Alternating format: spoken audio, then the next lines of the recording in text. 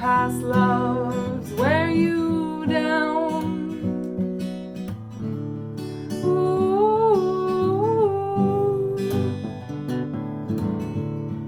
ooh.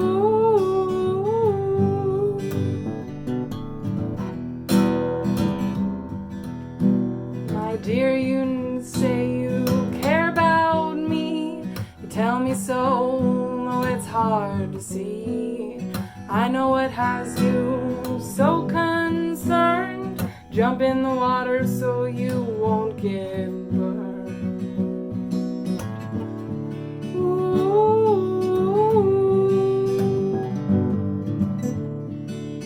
ooh.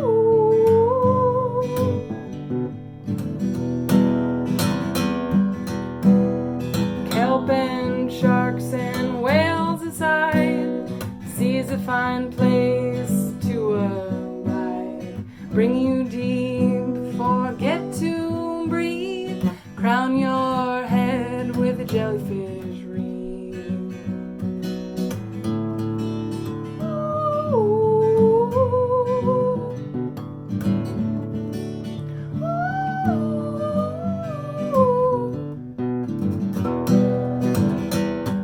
Say you might care about me, tell me so, though I disagree. Tell me I might have your heart, though I know better, 'cause we're worlds apart. Ooh.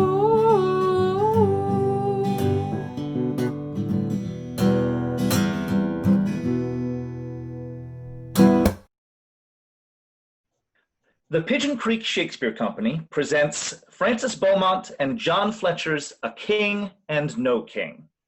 Act 1, Scene 1. Scene: the camp of Arbaces on the frontiers of Armenia. Enter Mardonius and Bessus. Bessus, the king has made a fair hand on it. He has ended the wars at a blow. Would my sword had a close basket hilt to hold wine, and the blade would make knives? For we shall have nothing but eating and drinking. I love these just exceedingly.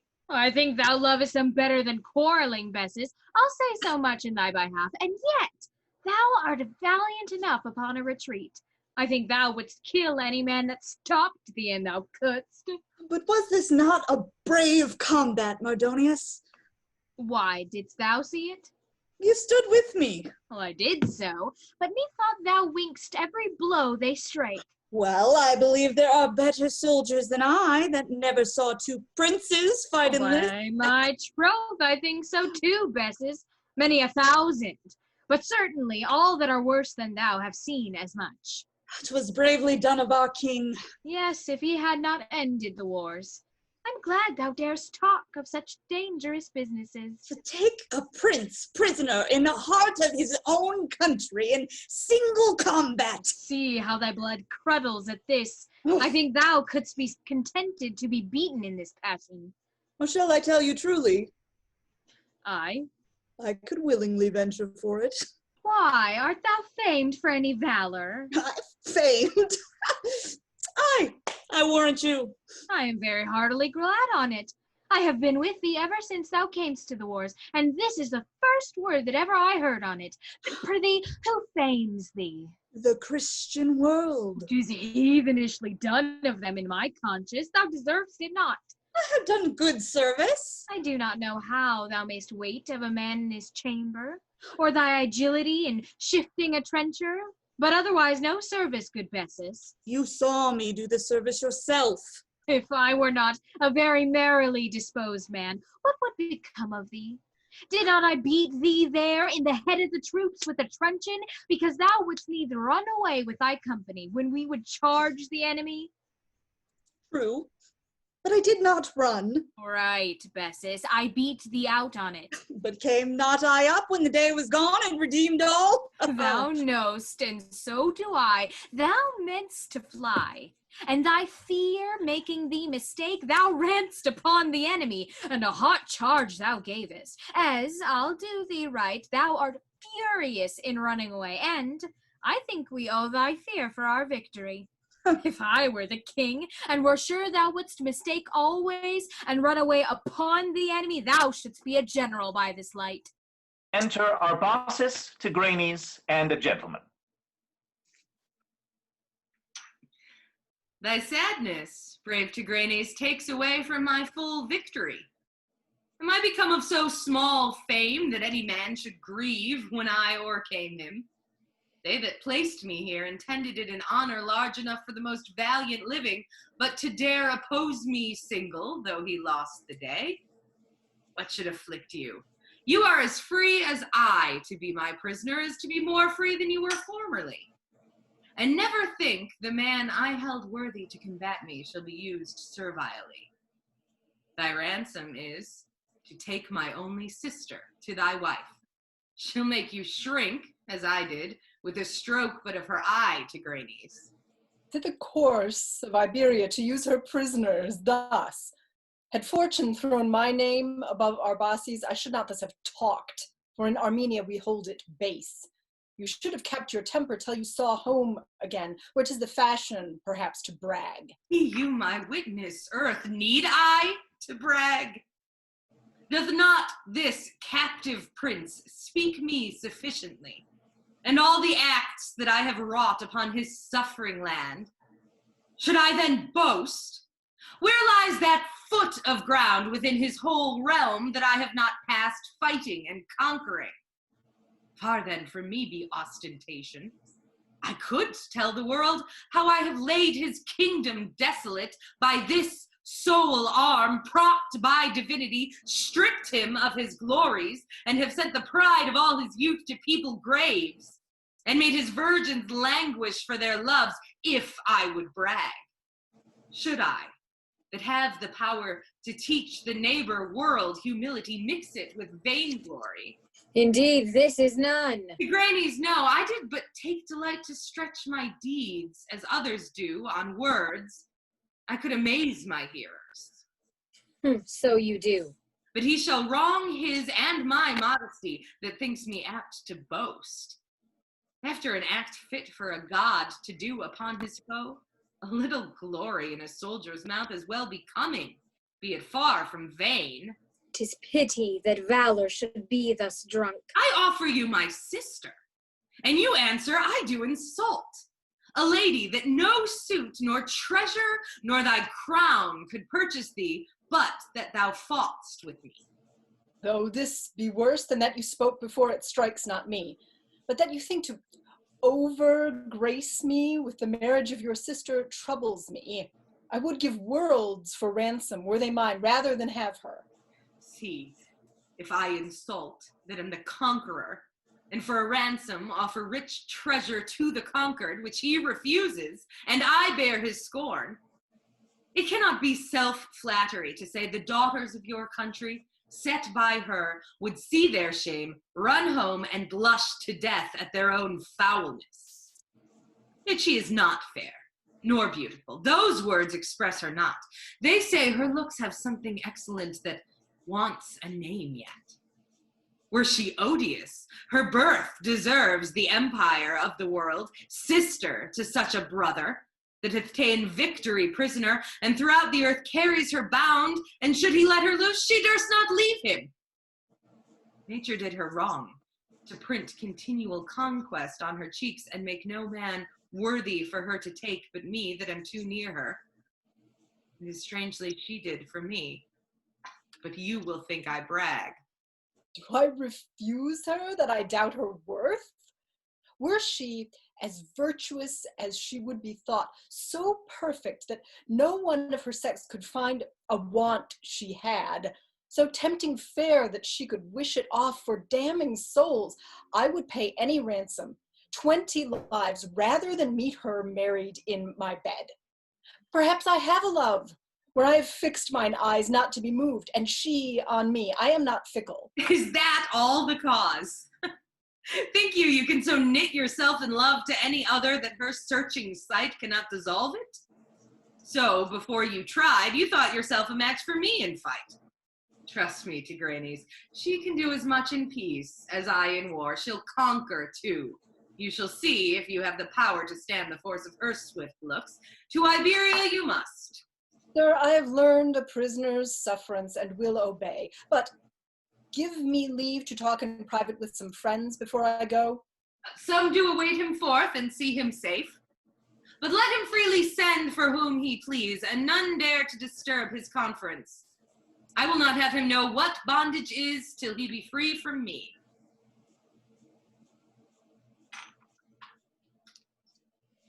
This prince, Mardonius, is full of wisdom, valor, all the graces man can receive. And yet you conquered him. And yet I conquered him. And could have done hadst thou joined with him, though thy name in arms be great. Must all men that are virtuous think suddenly to match themselves with me? I conquered him, and bravely, did I not? Please, your majesty, I was afraid at first When wert thou other? Of what? that you would not have spied your best advantages, for your majesty, in my opinion, laid too high. Methinks under favor you should have lain thus. Did I not take him nobly? Why, you did, and you have talked enough on it. Talk enough. Will you confine my words? By heaven and earth, I were much better be a king of beasts than such a people. If I had not patience above a god, I should be called a tyrant throughout the world. They will offend to death each minute. Let me hear thee speak again, and thou art earth again. Why, this is like Tigranes' speech that needs would say I bragged. Bessus, he said I bragged. Why dost thou laugh? By all the world, I'm grown ridiculous to mine own subjects. Tie me to a chair and jest at me. But I shall make a start and punish some, that others may take heed how they are haughty. Who will answer me? He said I boasted. Speak, Mardonius, did I? Speak. Speak, some one of you, or else by heaven. So please, your... Monstrous, I cannot be heard out. They cut me off as if I were too saucy. I will live in the woods and talk to trees. They will allow me to end what I begin. Meanest subject can find a freedom to discharge his soul, and not I. Now it is time to speak. I hearken. May it please... I did not mean you. Did I not stop you once? But I am grown to balk. I desire, let another speak. I hope, your majesty... Thou drawest thy words that I must wait an hour, where other men can hear in instants. Throw your words away quick and to purpose. I have told you this. And it please your majesty. Wilt thou devour me? This is such a rudeness as yet you never showed me, and I want power to command ye. Else Mardonius would speak at my request. Were you my king, I would have answered at your word, Mardonius. I pray you, speak, and truly did I boast? Truth will offend you. You all take great care what will offend me when you dare to utter such things as these. You told Tigranes you had won his land with that sole arm propped by divinity. Was not that bragging and a wrong to us that daily ventured lives? Oh, that thy name were as great as mine. Would I had paid my wealth, it were as great that I might combat thee. The king rages extremely. Shall we slink away? Strike us. Content. There, I would make you know, 'twas this sole arm I ran to. You were my instruments, and did as I commanded you, but 'twas this arm moved you like wheels. It moved you as it pleased. Go get you gone. Why, here they stand like death. My words move nothing. Must we go? I know not. I pray you, leave me, sirs. I'm proud of this, that you will be entreated from my sight. Why, now they leave me all, Mardonius. Sir, Will you leave me quite alone? Methinks civility should teach you more than this if I were but your friend. Stay here and wait. sir, shall I speak? Why, you would now think much to be denied.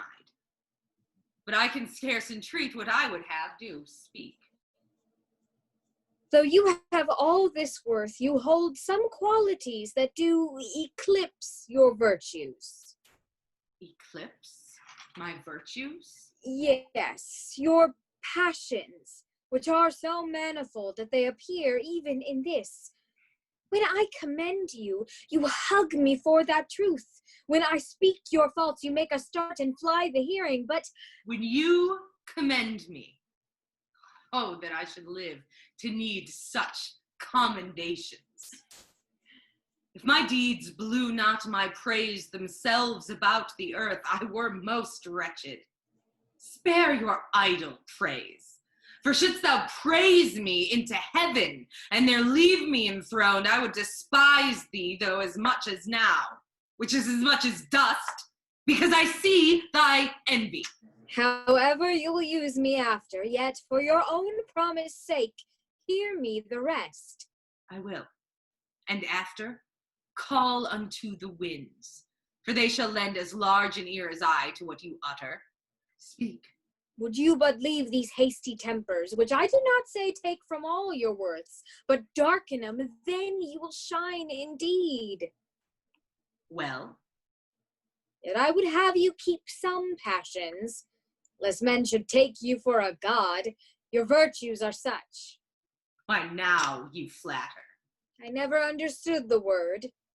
Were you no king and free from these wild moods, should I choose a companion for wit and pleasure, it should be you.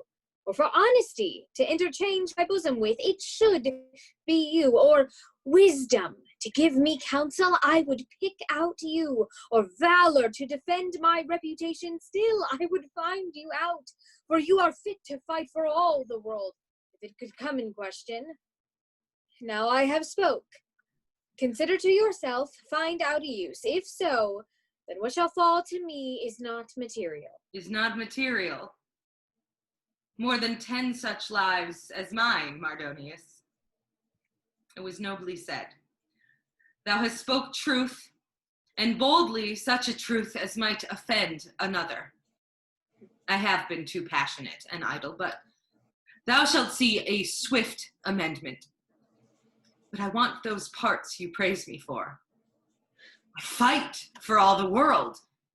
Give thee a sword, and thou wilt go as far beyond me as thou art beyond in years.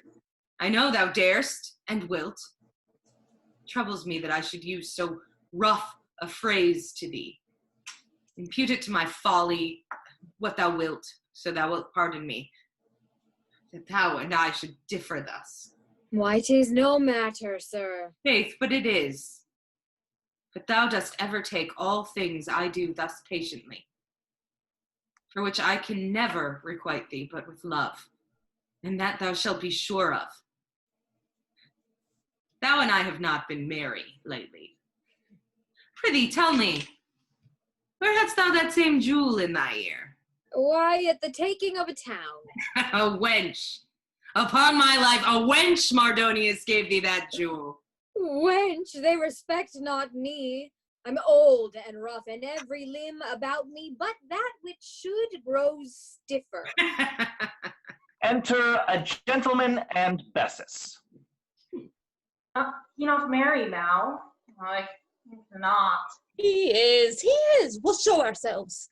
Oh, Bessus, I thought you had been in Iberia. By this, I bade you haste. And it please your majesty, I have a suit. It's not lousy, Bessus? What is it? I am to carry a lady with me. Well, then thou hast 2 suits. And if I can prefer her to the Lady Panthea, your majesty's sister, to learn fashions, as her friends term it, it will be worth something to me. So many nights' lodgings as 'tis thither, will it not? I know not that, but gold I shall be sure of. Why, thou shalt bid her entertain for me, so thou wilt resolve one thing. If I can. Faith, 'tis a very disputable question, and yet I think thou canst decide it. Your majesty has a good opinion of my understanding. I have so good an opinion of it. 'Tis whether thou be valiant. Somebody has introduced me to you. Do you see this sword, sir? Yes. If I do not make my backbiters eat it to a knife within this week, say I am not valiant. Enter a messenger. Health to your majesty. From Gobrius. Yes, sir. How does he? Is he well?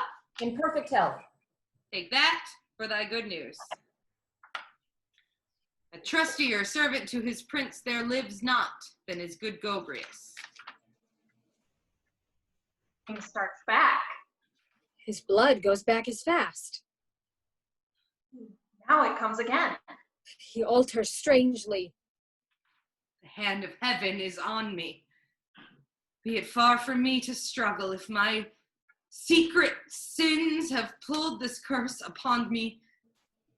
Lend me tears enough to wash me white, that I may feel a childlike innocence within my breast. This is strange. Sir, how do you? Mardonius, my mother. Is she dead? Alas, she's not so happy. Thou dost know how she hath labored since my father died to take by treason hence this loathed life that would be but to serve her. I have pardoned, and by that have made her fit to practice new sins, not repent the old. She now had hired a slave to come from thence and strike me here. And Gobrius, sifting out, took and condemned and executed there. The carefullest servant. Heaven let me but live to pay that man. Nature is poor to me that will not let me have as many deaths as are the times he hath saved my life, that I might die him over, all for him. Sir, let her bear her sins on her own head. Vex not yourself. What will the world conceive of me? With what unnatural sins will they suppose me laden when my life is sought by her that gave it to the world? But yet, he writes, comfort here, my sister, he says, is grown in beauty and in grace, and in all the innocent virtues that become a tender, spotless maid. She stains her cheeks with morning tears to purge her mother's ill, and amongst that sacred dew she mingles prayers, her pure oblations for my safe return. If I have lost the duty of a son, if any pomp or vanity of state made me forget my natural offices, nay, further, if I have not every night expostulated with my wandering thoughts, if aught unto my parent they have erred and called him back, do you direct her arm unto this foul, dissembling heart of mine. But if I have been just to her, send out your power to compass me and hold me safe from searching treason. I will use no means but prayer. Rather suffer me to see from mine own veins issue a deadly flood than wash my dangers off with mother's blood. I ne'er saw such sudden extremities. Act 1, Scene 2. Scene, another part of the same. Enter Tigranes and Spaconia. Why, wilt thou have me fly, Spaconia? What should I do? Nay, let me stay alone. And when you see Armenia again, you shall behold a tomb more worth than I. Some friend that ever loves me or my cause will build me something to distinguish me from other women. Many a weeping verse he will lay on, and much lament those maids that place their loves unfortunately too high, as I have done, where they can never reach. But why should you go to Iberia? Alas, that thou wilt ask me. Ask the man that rages in a fever why he lies distempered there, when all the other youths are coursing o'er the meadow with their loves. Can I resist it? Am I not a slave to him that conquered me? That conquered thee, Tigranes? He has won but half of thee, thy body, but thy mind may be as free as his. His will did never combat thine and take it prisoner. But if he by force convey my body hence, what helps it me or thee to be unwilling? Oh, Tigranes, I know you are to see a lady there, to see and like, I fear. Perhaps the hope of her makes you forget me ere we part. Be happier than you know to wish. Farewell. Spiconians, stay, and hear me what I say. In short, destruction meet me, that I may see it and not avoid it when I leave to be thy faithful lover. Part with me thou shalt not. There are none that know our love, and I have given gold unto a captain that goes unto Iberia from the king, that he would place a lady of our land with the king's sister that is offered me. Thither shall you, and being once got in, persuade her by what subtle means you can to be as backward in her love as I. Imagine that a longing maid, when she beholds you, can be pulled away with words from loving you? Dispraise my health, my honesty, and tell her I am jealous. Why, I had rather lose you. Can my heart consent to let my tongue throw out such words? And I, that ever yet spoke what I thought, shall find it such a thing at first to lie. Yet do thy best. Enter Bessus. What, is your majesty ready? There is the lady, Captain. Sweet lady, by your leave, I could wish myself more full of courtship for your fair sake. Sir, I shall feel no want of that. Lady, you must haste. I have received new letters from the king that require more haste than I expected. He will follow me suddenly himself, and begins to call for your majesty already. He shall not do so long. Sweet lady, shall I call you my charge hereafter? I will not take upon me to govern your tongues, sir. You shall call me what you please. Act 2, Scene 1. Scene, the capital of Iberia, an apartment in the palace. Enter Gobrius, Becurius, Arain, and Panthea. My lord Becurius, you must have regard unto the queen. She is your prisoner. 'Tis at your peril if she make escape. My lord, I know it. She is my prisoner, from you committed. I shall not seem to say I sorrow for her. So do I, my lord. I sorrow for her, that so little grace doth govern her, that she should stretch her arm against her king. So little womanhood and natural goodness as to think the death of her own son. Thou knowest the reason why, dissembling as thou art, and wilt not speak. There is a lady takes not after you. Her father is within her, that good man whose tears paid down his sins. Mark how she weeps, how well it does become her. And if you can find no disposition in yourself to sorrow yet, by gracefulness in her find out the way, and by your reason weep. You talk to me as having got a time fit for your purpose, but you know, I know you not speak what you think. I would my heart were stone before my softness should be urged against my mother. The more troubled thought no virgin bears about her. But Gobrius, let us talk. You know this fault is not in me as in another woman. I know it is not. Yet you make it so. Why, is not all that's past beyond your help? I know it is.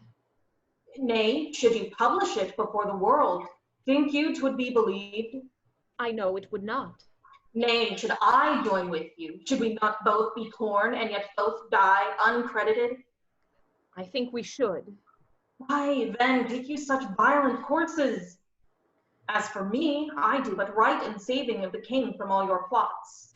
The king? I bade you rest with patience, and a time would come for me to reconcile all to your own content. But by this way you take away my power, and what was done unknown was not by me, but you, your urging. Being done, I must preserve mine own. But time may bring all this to light, and happily for all. Accursed be this over-curious brain that gave that plot a birth. Accurst this womb that after did conceive, to my disgrace. My Lord Protector, they say there are diverse letters come from Armenia, that Bessus has done good service, and brought again a day by his particular valor. Received you any to that effect? Yes, 'tis most certain. I'm sorry for it. Not that the day was won, but it was won by him. We held him here, a coward.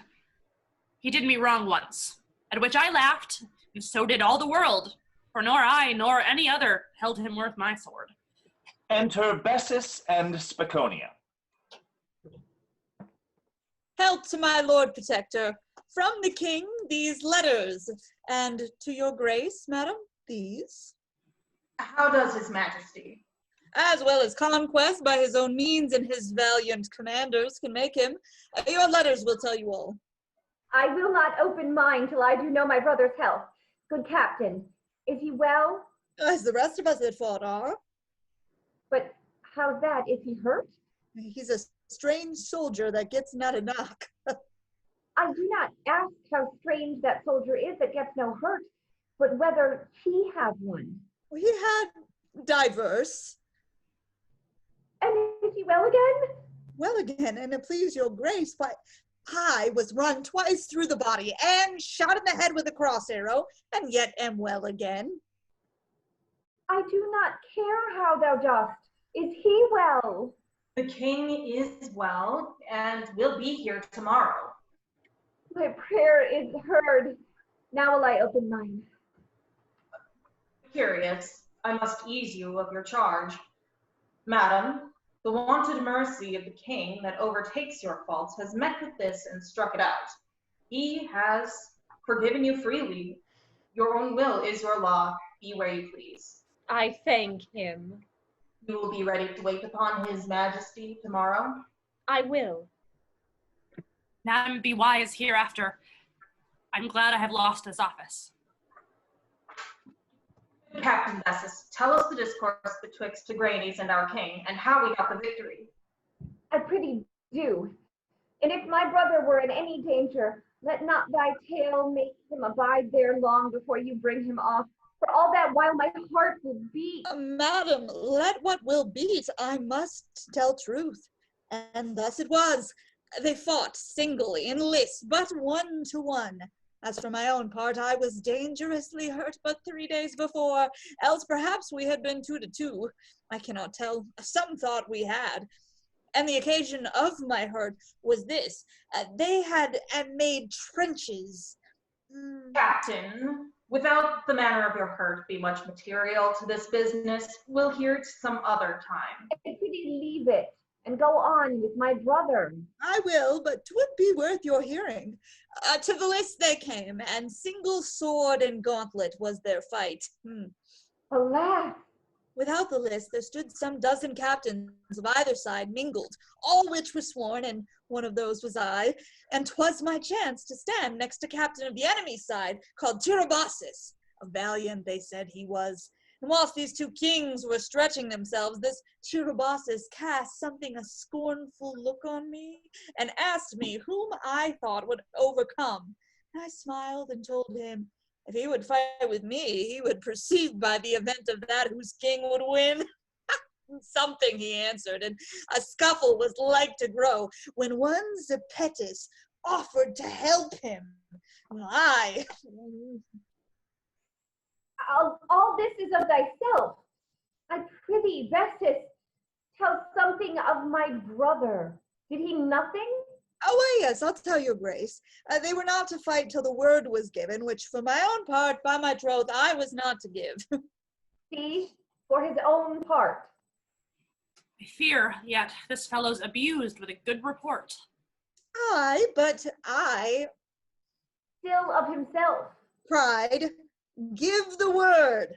When, as some of them say, Tigranes was stooping, but the word was not given then. Yet one Khosroes of the enemy's part held up his finger to me, which is as much with us martialists as I will fight with you.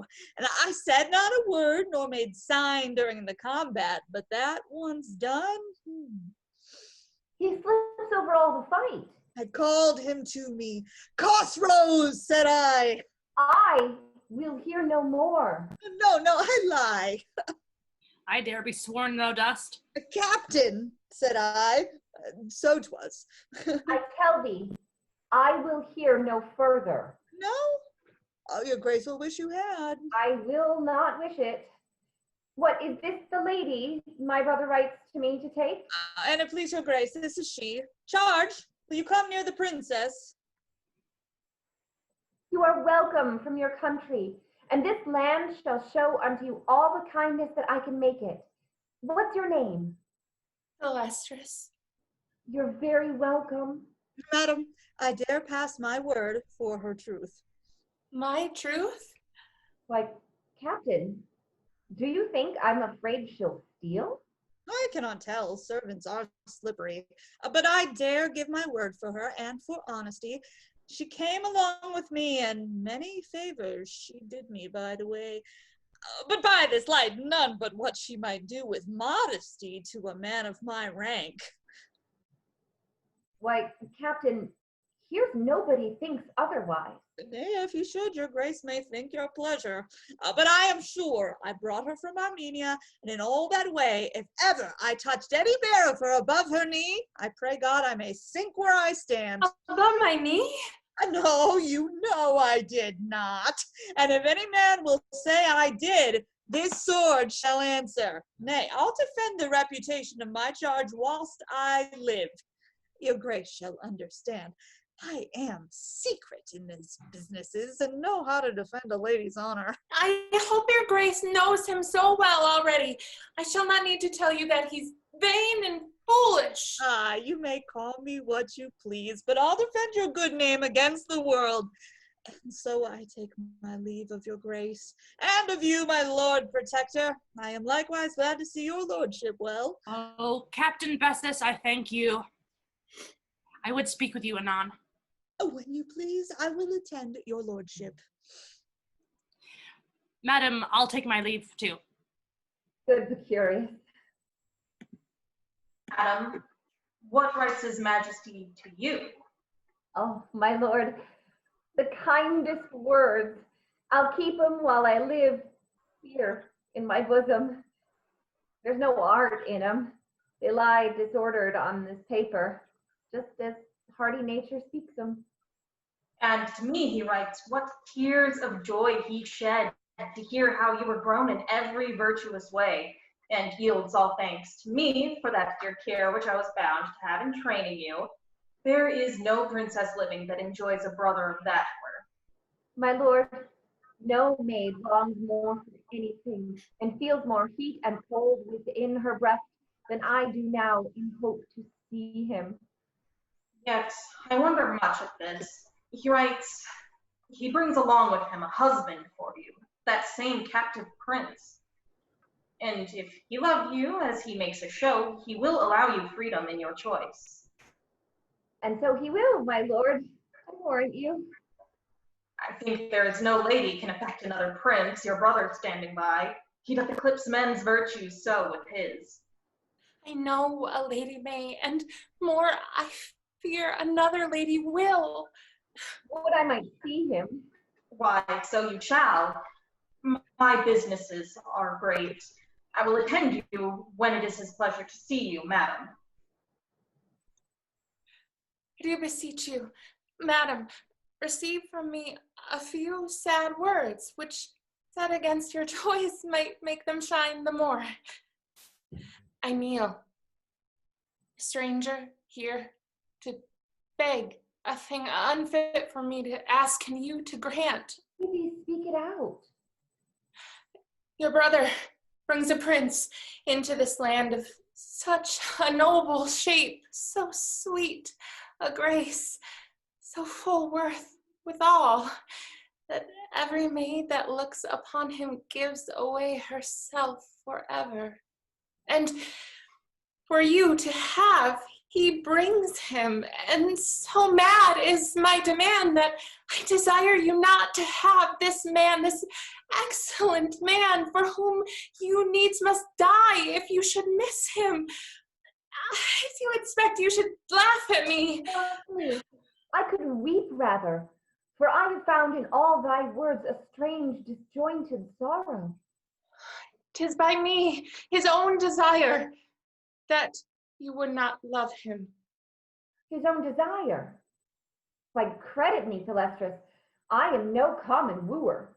If he shall woo me, his worth may be such that I dare not swear I will not love him. But if he will stay to have me woo him, I will promise thee he may keep all his graces to himself and fear no ravishing from me.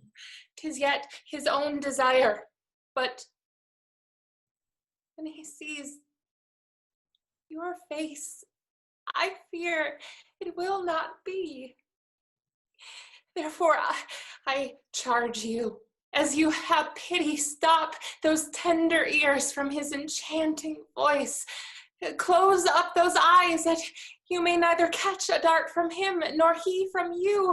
I charge you, as I hope to live in quiet for when I am dead, for as certain I shall walk to visit him, and if he break promise with me, for as fast as oaths without a formal ceremony can make me I am to him. Then be fearless, for if he were a thing twixt God and man, I could gaze on him, if I knew it sin to love him, without passion. Dry your eyes. I swear you shall enjoy him still for me. I will not hinder you, but I perceive you are not what you seem. Rise, rise, Thalestris, if your right name be so. Indeed, it is not. Spaconia is my name, but I desire not to be known to others. Why, by me you shall not. I will never do you wrong. What good I can, I will. Think not my birth or education such that I should injure a stranger virgin. You are welcome hither. In company, you wish to be commanded, but when we are alone, I shall be ready to be your servant. Act 2, Scene 2. Scene: an open place before the city, a great crowd. Enter 2 men and a woman. Come, come, run, run, run! We shall outgo her. One were better be hanged than carry women out fiddling to these shows. Is the king hard by? You heard he with the bottle said he thought we should come too late. What an abundance of people here is. But what had he in those bottles? I know not. Why, ink, goodman fool. Ink? What to do? Why, the king, look you, will many times call for those bottles and break his mind to his friends. Let's take our places. We shall have no room else. The man told us he would walk afoot through the people. Aye, marry, did he? Our shops are well looked to now. This life, yonder's my master, I think. No, 'tis not he. Enter Philip with 2 citizens' wives. Lord, how fine me fields be, what sweet living 'tis in the country. Aye, poor souls, God help them. They live as contentedly as one of us. My husband's cousin would have had me gone into the country last year. Wast thou ever there? Aye, poor souls. I was amongst them once. And what kind of creatures are they, for love of God? Very good people. God help them. Oh, wilt thou go with me down this summer when I am brought to bed? Alas, 'tis no place for us. Why, prithee? Why, you can have nothing there. There's nobody cries brooms. No.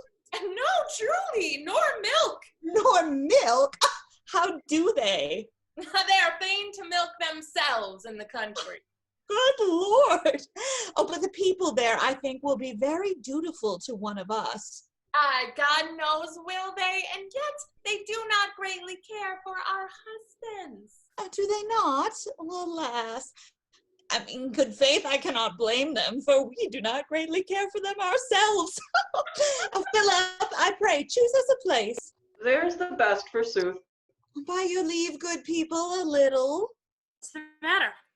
I pray you, my friends, do not thrust my mistress so. She's with child. Let her look to herself, then. Has she not had thrusting enough yet? How now, good man Squitter Breach? Why do you lean on me? Because I will. Will you, Sir Saucebox? Oh, Look, if one had not struck Philip! Come hither, Philip. Why did he strike thee? for leaning on him. Why didst thou lean on him? Did not think he would have struck me. God save me, law, thou art as wild as a buck. There's no quarrel, but thou art at one end or other on it. It's at the first end, then, for he'll ne'er stay the last. Well, stripling, I shall meet with you. When you will. I'll give a crown to meet with you. At a bawdy house. Why, you're full of your roguery, but if I do meet you, it shall cost me a fall. The king, the king, the king, the king. Now, now, now, now. Enter Arbaces, Tigranes, and Mardonius.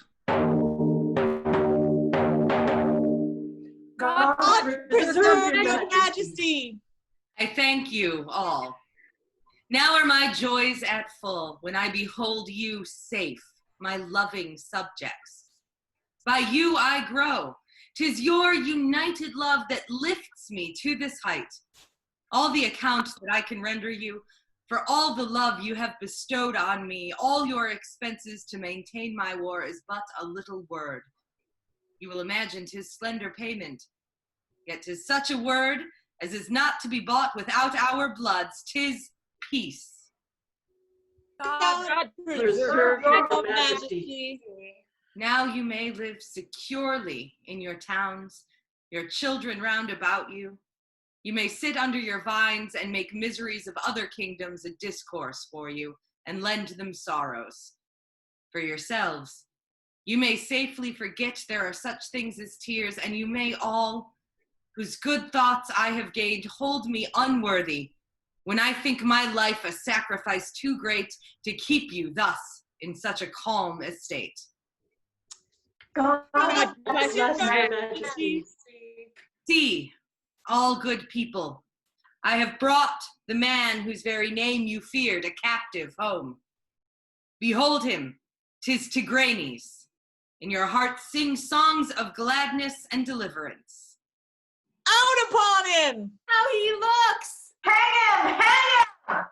Oh, these are sweet people. Sir, you do me wrong to render me a scorned spectacle to common people. It was far from me to mean it so. If I have aught deserved, my loving subjects, let me beg of you not to revile this prince, in whom there dwells all worth, of which the nature of a man is capable, valor beyond compare. The terror of his name has stretched wherever there is sun. And yet for you, I fought with him single and won him too. I made his valor stoop and brought that name soared to so unbelievable a height to fall beneath mine. This, inspired with all your loves, I did perform, and will, for your content, be ever ready for a greater work. The Lord bless your majesty. So, he has made me amends now with a speech in commendation of himself. I would not be so vainglorious. If there be anything in which I may do good to any creature here, speak out. For I must leave you, and it troubles me that my occasions for the good of you are such as call me from you. Else my joy would be to spend my days amongst you all. You show your loves in these large multitudes that come to meet me. I will pray for you. Heaven prosper you, that you may know old years and live to see your children's children sit at your boards with plenty. When there is a want of anything, let it be known to me, and I will be a father to you. God keep you all. God bless Bless your your majesty. God bless your majesty. Come, shall we go? All's done. Aye, for God's sake, I have not made a fire yet. Away, away, all's done. Content. Farewell, Philip. Away, you halter sack, you. Will not fight. He's afraid on space. Aye, Mary. Am I afraid of my face? Thou wouldst be, Philip, if thou sawest it in a glass. It looks so like a visor. You'll be hanged, Sirrah. Come, Philip, walk before us homewards. Did not His Majesty say he had brought us home peas for all our money? Yes, Mary, did he? Oh, they're the first I heard on this year. By my troth, I longed for some of them. Did he not say we should have some? Yes, and so we shall anon. I warrant you have everyone a peck brought home to our houses. Act 3, Scene 1. Scene: Iberia, a room in the palace. Enter Arbaces and Gobrius. My sister take it ill? Not very ill. Something unkindly she does take it, sir, to have her husband chosen to her hands. Why, Gobrius, let her. I must have her know my will, and not her own must govern her. What, will she marry with some slave at home? Oh, she is far from any stubbornness. You much mistake her, and no doubt will like where you will have her. But when you behold her, you'll be loath to part with such a jewel. To part with her? Why, Gobrius, art thou mad? She is my sister. Sir, I know she is, but it were a pity to make poor our land with such a beauty to enrich another. Will she have him? I do hope she will not. I think she will, sir. Were she my father, and my mother too, and all the names for which we think folks friends, she should be forced to have him when I know 'tis fit. I will not hear her say she's loath. Heaven bring my purpose luckily to pass. You know 'tis just. She will need no constraint. She loves you so. How does she love me? Speak. She loves you more than people love their health that live by labor, more than I could love a man that died for me if he could live again. She is not like her mother, then. Oh, no. When you were in Armenia, I durst not let her know when you were hurt, for at the first, on every little scratch, she kept her chamber, wept, and could not eat till you were well. And many times the news was so long coming that before we heard, she was as near her death as you your health. Alas, poor soul. But yet she must be ruled. I know not how I shall requite her. Well, I long to see her. Have you sent for her to tell her I am ready? Sir, I have. Enter Bacurius and Tigranes. Sir, here is the Armenian king. He is welcome. And the queen mother and the princess wait without. Gobrius, bring them in. Tigranes, you will think you are arrived in a strange land where mothers cast to poison their only sons. Think you shall be safe? Too safe I am, sir. Enter Gobrius, Arain, Panthea, Spaconia, Mardonius, and Bessus. As low as this I bow to you, and would as low as is my grave to show a mind thankful for all your mercies. Stand up and let me kneel. The light will be ashamed to see observance done to me by you. You are my king. You are my mother. Rise. As far be all your faults from your own soul as from my memory. Then you shall be as white as innocence herself. I came only to show my duty and acknowledge my sorrows for my sins. Longer to stay were but to draw eyes more attentively upon my shame. Your own desires shall be your guide. Now let me die, since I have seen my lord the king return in safety. I have seen all good that life can show me. Why does not your majesty speak? To whom? To the princess. Alas, sir, I am fearful. You do look on me as if I were some loathed thing that you were finding out a way to shun.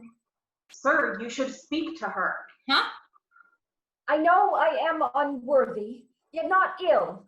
Armed with innocence, here I will kneel, till I am one with earth, but I will gain some words and kindness from you.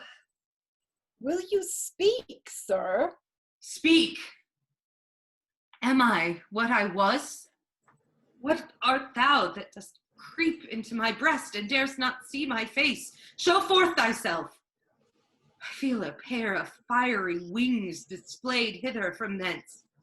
You shall not tarry there. Up and be gone. If you be love, be gone, or I will tear thee from my wounded breast. Pull thy love down away, and with the quill by this right arm drawn from thy wanton wing, right to thy laughing mother and thy blood, that your powers belied, and all your darts are to be blown away by men resolved like dust. I know thou fear'st my words. Away! Misery! Why should he be so slow? There can no falsehood come of loving her. Oh, I have given my faith. She is a thing both to be loved and served beyond my faith. I would he would present me to her quickly. Will you not speak at all? Are you so far from kind words? Yet, to save my modesty, that must talk till you answer, do not stand as you were dumb. Say something, though it be poisoned with anger, that it may strike me dead. Have you no life at all? For manhood's sake, let her not kneel and talk neglected thus. A tree would find a tongue to answer her, did she but give it such a loved respect. Oh, you mean this lady? Lift her from the earth. Why do you let her kneel so long? Alas, madam, your beauty uses to command and not to beg. What is your suit to me?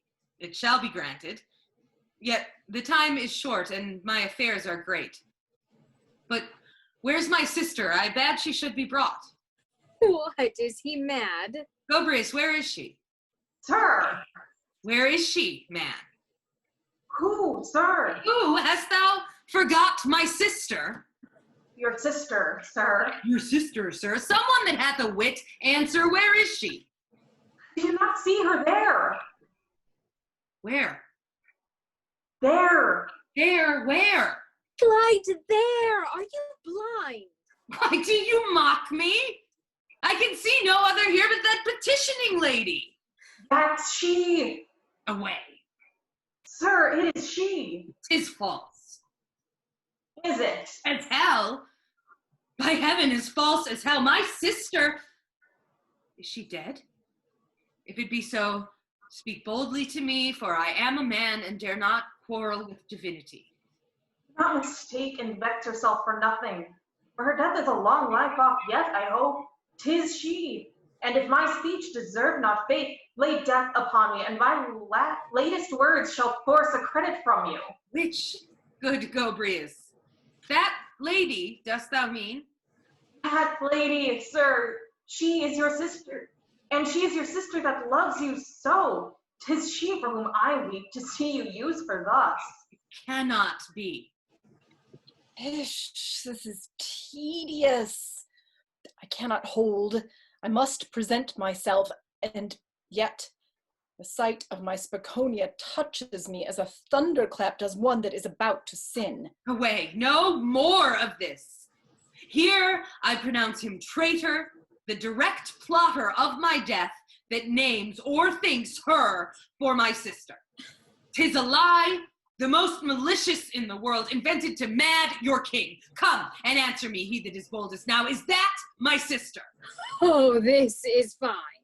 No, Mary, she is not. And it please your majesty, I never thought she was. She's nothing like you. No, 'tis true, she is not. Thou shouldst be hanged. Sir, I will speak but once. By the same power you make my blood a stranger unto yours, you may command me dead, and so much love a stranger may importune. Pray you, do. If this request appear too much to grant, adopt me of some other family, by your unquestioned word. Else I shall live like sinful issues that are left in streets by their regardless mothers, and no name will be found for me. I will hear no more. Why should there be such music in a voice and sin for me to hear it? All the world may take delight in this, and 'tis damnation for me to do so. You are fair and wise and virtuous, I think, and he is blessed that is so near you as a brother is. You are not to me but a disease. Let me not hear you speak again. Yet so I shall but languish for the want of that, the having which would kill me. No man here offer to speak for her, for I consider as much as you can say. I will not toil my body and mind to rest you there. Here's one within will labor for you both. I would I were past speaking. Fear not, madam. The king will alter. 'Tis some sudden rage, and you shall see it end some other way. I heaven it do. Though she to whom I swore be here, I cannot stifle my passion longer. My father should rise again, disquieted with this, and charge me to forbear, yet it would out. Madam, a stranger and a prisoner begs to be bid welcome. You are welcome, sir, I think. But if you be not, 'tis past me to make you so. For I am here a stranger greater than you. We know from whence you come, but I appear a lost thing, and by whom is yet uncertain. Found here in the court, and only suffered to walk up and down as one not worth the owning. Oh, I fear Tigranes will be caught. He looks, methinks, as he would change his eyes with her. Some help there is above for me, I hope. Why do you turn away and weep so fast, and utter things that misbecome your looks? Can you want owning? Oh, 'tis certain so. Acknowledge yourself mine. How now? And then see if you want an owner. They are talking. Nations shall own you for their queen. Grannies, art thou not my prisoner? I am. And who is this? She is your sister. She is so. Oh, is she so again? That's well. And how, then, dare you offer to change words with her? Dare her do it? Why, you brought me hither, sir, to that intent. Perhaps I told you so.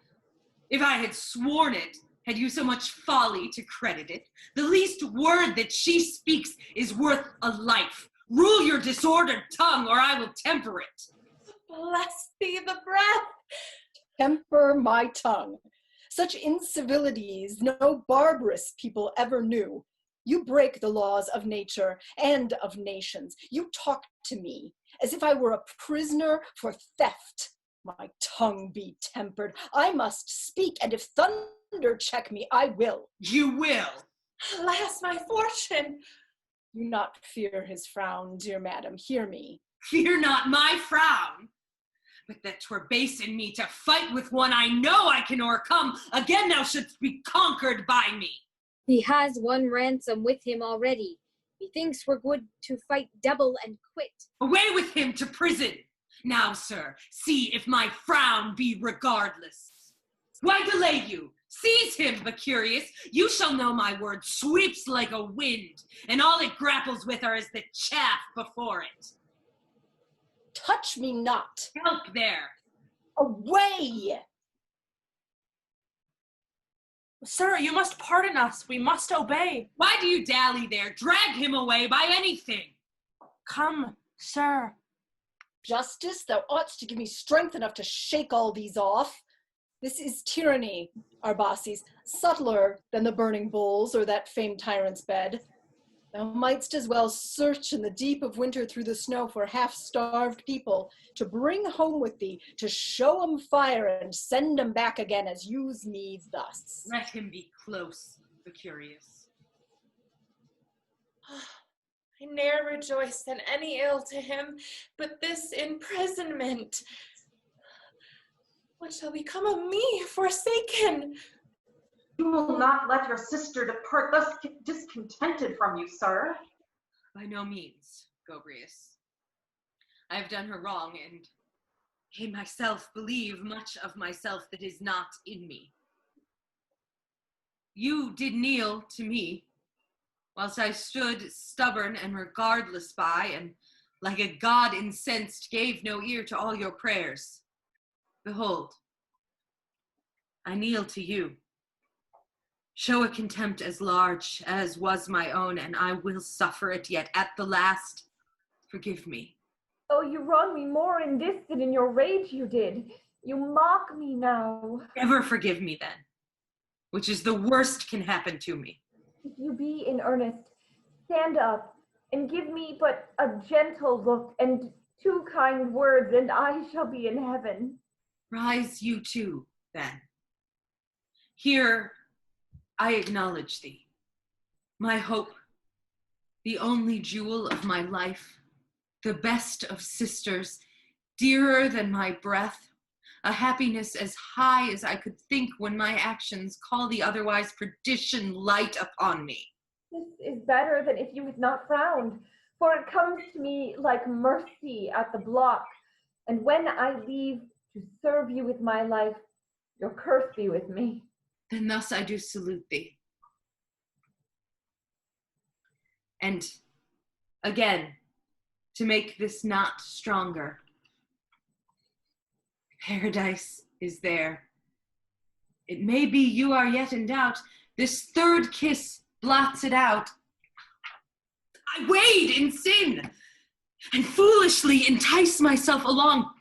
Take her away. See her a prisoner in her own chamber. Closely, Gobrius. Alas, sir, why? I must not stay the answer. Do it. Good sir. No more. Do it, I say. This is better and better. Yet hear me speak. I will not hear you speak. Away with her. Let no man think to speak for such a creature, for she is a witch, a poisoner, and a traitor. Madam, this sophist grieves me. Nay, 'tis well. The king is pleased with it. Bessus, go you along too with her. I will prove all this I have said, if I may live so long, but I am desperately sick. For she has given me poison in a kiss she had it twixt her lips, and with her eyes she witches people. Go without a word. Why should you, that have made me stand in war like fate itself, cutting what threads I please decree, such an unworthy end of me and all my glories? What am I, alas, that you oppose me? My secret thoughts have ever harbored swellings against you. They could not hurt you. And it is in you to give me sorrow that will render me apt to receive your mercy. Rather so. Let it be rather so than punish me with such unmanly sins. Incest is in me dwelling already, and it must be holy that pulls it thence. Act 3, Scene 2. Scene: a room in the house of Bessus. Enter Bessus. They talk of fame. I have gotten it in the wars, and will afford any man a reasonable pennyworth. Some will say they could be content to have it, but that it is to be achieved with danger. But my opinion is otherwise. For if I might stand still in a cannon-proof and have fame fall upon me, I would refuse it. My reputation came principally by thinking to run away, which nobody knows but Mardonius, and I think he conceals it to anger me. Before I went to the wars, I came to the town, a young fellow without means or parts to deserve friends. My empty guts persuaded me to lie and abuse people for my meat, which I did, and they beat me. Then would I fast 2 days till my hunger cried out on me, rail still, and then methought I had a monstrous stomach to abuse them again, and did it. In this state I continued until they hung me up by the heels and beat me with hassle sticks, as if they would have baked me and have cozened somebody with me for venison. After this I railed and eat quietly, for the whole kingdom took notice of me for a baffled, whipped fellow, and what I said was remembered in mirth, but never in anger, of which I was glad. I would I were at that pass again. Enter a gentleman. Good morrow, Captain Bessus. Good morrow, sir. I come to speak with you. Well, you're very welcome. From one that holds himself wronged by you some 3 years since. Your worth, he says, is famed, and he doth nothing doubt but you will do him right, as beseems a soldier. Oh, pox on 'em, so they cry all. And a slight note I have about me for you, for the delivery of which you must excuse me. It is an office that friendship calls upon me to do, and no way offensive to you, since I desire but right on both sides. 'Tis a challenge, sir, is it not? 'Tis an inviting to the field. Oh, an inviting. Cry you mercy. What a compliment he delivers it with. He might, as agreeably to my nature, present me poison with such a speech. Reputation. Call you to account. Oh, forced to this, with my sword, like a gentleman. Dear to me, satisfaction. 'Tis very well, sir. I do accept it. But he must wait and answer these 13 weeks. Why, sir, he would be glad to wipe off this stain as soon as he could. Well, sir, upon my credit, I am already engaged to 212, all which must have their stains wiped off, if that be the word, before him. Sir, if you be truly engaged but to one, he shall stay a competent time. Upon my faith, sir, to 212. And I have a spent body, too much bruised in battle, so that I cannot fight. I must be playing above 3 combats a day. I pray you commend me to him and tell him this. I will, sir. Good morrow to you. Good morrow, good sir. Certainly my safest way were to print myself a coward for the discovery how I came by my credit, and clap it upon every post. I have received above 30 challenges within these 2 hours. If they would send me challenges this thick as long as I lived, I would have no other living. I do find evidently that there is one scrivener in town that has a great hand in writing of challenges, for they are all of a cut, and 6 of them in a hand, and they all end, my reputation is dear to me, and I must require satisfaction. Oh, who's there? More paper, I hope.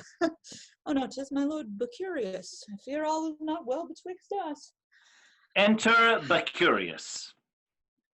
Now, Captain Bessus, I come about a frivolous matter caused by, as idle a report. You know, you were a coward. Very right. And wronged me. True, my lord. But now, people will call you valiant, desertlessly, I think. Yet, for their satisfaction, I will have you fight me. Oh, my good lord, my deep engagements. Coming out of your deep engagements, Captain Bessus, it is not to be put off with excuses. For my own part, I am none of the multitude that believes your conversion from coward. Oh, my lord, I seek not quarrels, and this belongs not to me. I am not to maintain it. Who then, pray? Bessus, the coward, wronged you. Right. And shall Bessus the valiant maintain what Bessus the coward did? I prithee, leave these cheating tricks. I swear thou shalt fight with me, or thou shalt be beaten extremely, and kicked. Oh, since you provoke me thus far, my lord, I will fight with you. And by my sword it will cost me 20 pounds, but I will have a leg well a week sooner purposely. Your leg? Why? What ails your leg? I'll do a cure on you. Oh. Stand up. My lord, this is not noble in you. What dost thou with such a phrase in thy mouth? I will kick thee out of all good words before I leave thee. Oh, my lord, I take this as a punishment for the offense I did when I was a coward.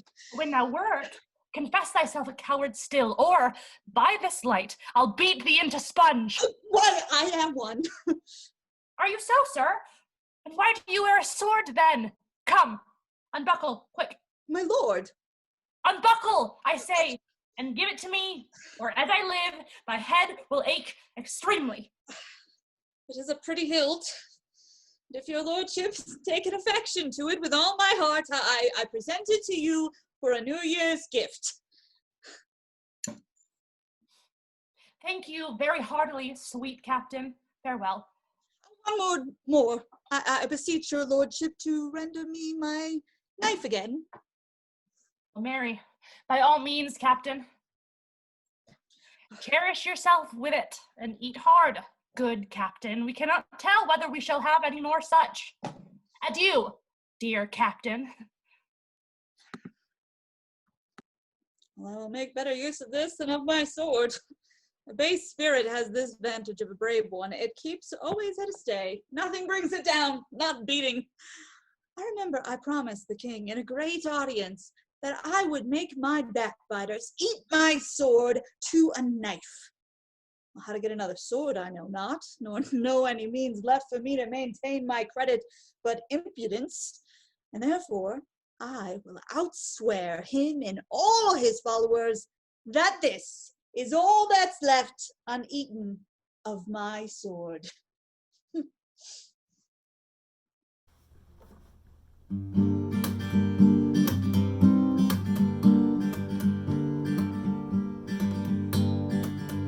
Try to please me and then you tease me. I never ever felt like this. You hurt me, then you desert me. I just don't know what made you call it quits. I need you to believe me. I can't bear to lie here on my own. Want you to feel me, the real me, before my soul inside has flown. And the worst thing of all, now that I come to the fall, and I'm certified losing my mind. You'd rather not call when I'm having a ball, just feeling my neurons unwind.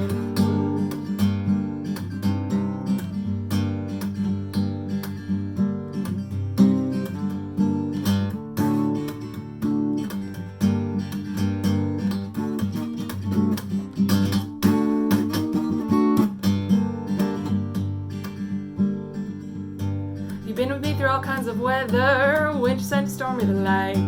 But now I'm gonna ride a helmet for leather. You done waiting for the lightning to strike. Can't say you're wrong for wanting to get out. There's not much left to offer you now. But what I can say to you without a doubt is I'm glad we made no wedding vows. And the worst thing of all, now that we've come to the fall, and I'm certified for losing my mind. You'd rather not call when I'm having a ball, just feeling my neurons unwind.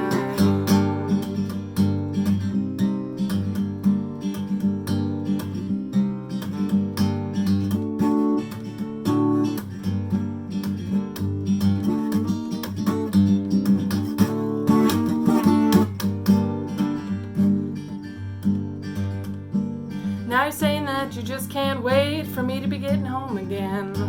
But I can't tell if you're throwing me the bait, just toying around with my brain. It's getting really hard to tell these days what's really real and what's really fake. But if I could count the ways I'd love you, darling, you know that I'm built to break. And the worst thing of all, now that I come to the fall, and I'm certified for losing my mind. You'd rather not call when I'm having a ball, just feeling my neurons unwind.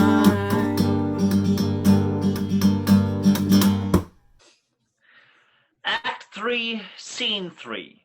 Scene: an apartment in the palace. Enter Mardonius. I'll move the king. He is most strangely altered. I guess the cause I fear too right. Heaven has some secret end in it, and 'tis a scourge, no question, justly laid upon him. He has followed me through 20 rooms, and ever when I stay to wait his command, he blushes like a girl, and looks upon me as if modesty kept in his business, so turns away from me. But if I go on, he follows me again. Enter Arbaces. I cannot choose but weep to see him now. His very enemies, I think, whose wounds have bred to his fame, if they should see him now, would find tears in their eyes. I cannot utter it. Why should I keep abreast to harbor thoughts I dare not speak? Darkness is in my bosom, and there lie 1,000 thoughts that cannot brook the light. How do you, sir? Very well, Mardonius, how dost thou? Better than you, I fear. Hope thou art. For to be plain with thee, thou art in hell else. secret scorching flames that far transcend earthly material fires are crept into me, and there is no cure. Is it not strange, Mardonius? There's no cure. Sir, either I mistake or there is something hid that you would utter to me. So there is. But yet I cannot do it. Out with it, sir. If it be dangerous, I will not shrink to do you service. It will not out.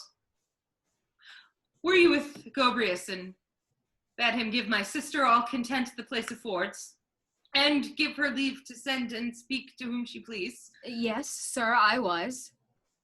And did you two Becurius say as much about Tigranes? Yes. That's all my business. Oh, say not so. You had an answer of this before. Besides, I think this business might be uttered more carelessly. Come, thou shalt have it out. I do beseech thee, by all the love thou hast professed to me, to see my sister from me. Well, and what? That's all. Oh, that's strange. Shall I say nothing to her? Not a word. But if thou lovest me, find some subtle way to make her understand by signs. But what shall I make her understand? Oh, Mardonius, for that I must be pardoned. You may, but I can only see her then. It's true. Bear her this ring. And then, on more advice, thou shalt speak to her. Tell her I do love my kindred all. Wilt thou? Is there no more? Oh, yes. And her the best. Better than any brother loves his sister. That is all. Methinks this need not have been delivered with such a caution. I'll do it. There is more yet. Wilt thou be faithful to me? Sir, if I take upon me to deliver it after I hear it, I'll pass through fire to do it. I love her better than a brother ought. Dost thou conceive me? I hope you do not, sir. Thou art dull. Kneel down before her, and never rise till she will love me. Why, I think she does. Better than she does. Another way. As wives love their husbands. Why, I think there are few wives that love their husbands better than she does you. Thou wilt not understand me. Is it fit this should be uttered plainly? Take it, then, naked as 'tis. I would desire her love lasciviously, lewdly, incestuously, to do a sin that needs must damn us both, and thee too. Dost thou understand me now? Yes. There's your ring again. What have I done? Dishonestly in my whole life, name it, that you should put so base a business to me? Thou not tell me thou wouldst do it. Yes, if I undertook it. But if all my hairs were lives, I would not be engaged in such a cause to save my last life. How poor and weak a thing art thou. It was a motion misbeseeming man, and I am sorry for it. Heaven grant you may be so. You must understand, nothing you can utter can remove my love and service from my prince. But otherwise, I think I shall not love you more.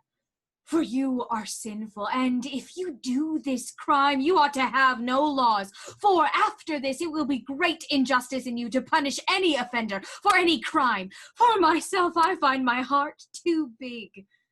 I feel I have not patience to look on whilst you run these forbidden courses. Means I have none but your favor, and I am rather glad that I shall lose 'em both together than keep 'em both with such conditions. I shall find a dwelling amongst some people where, though our garments perhaps be coarser, we shall be richer far within and harbor no such vices in 'em.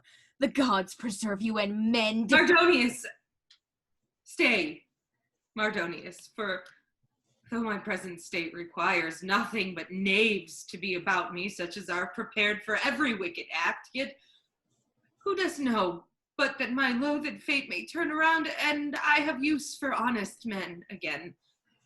I hope I may. Prithee, leave me not. Enter Bessus. Oh, where is the king? There. And it please your majesty, there's the knife. What knife? The sword is eaten. Away, you fool. The king is serious and cannot now admit your vanities. Vanities? I'm no honest man if my enemies have not brought it to this. What, do you think I lie? Oh. No, 'tis well, Bessus. 'Tis very well. I'm glad on't.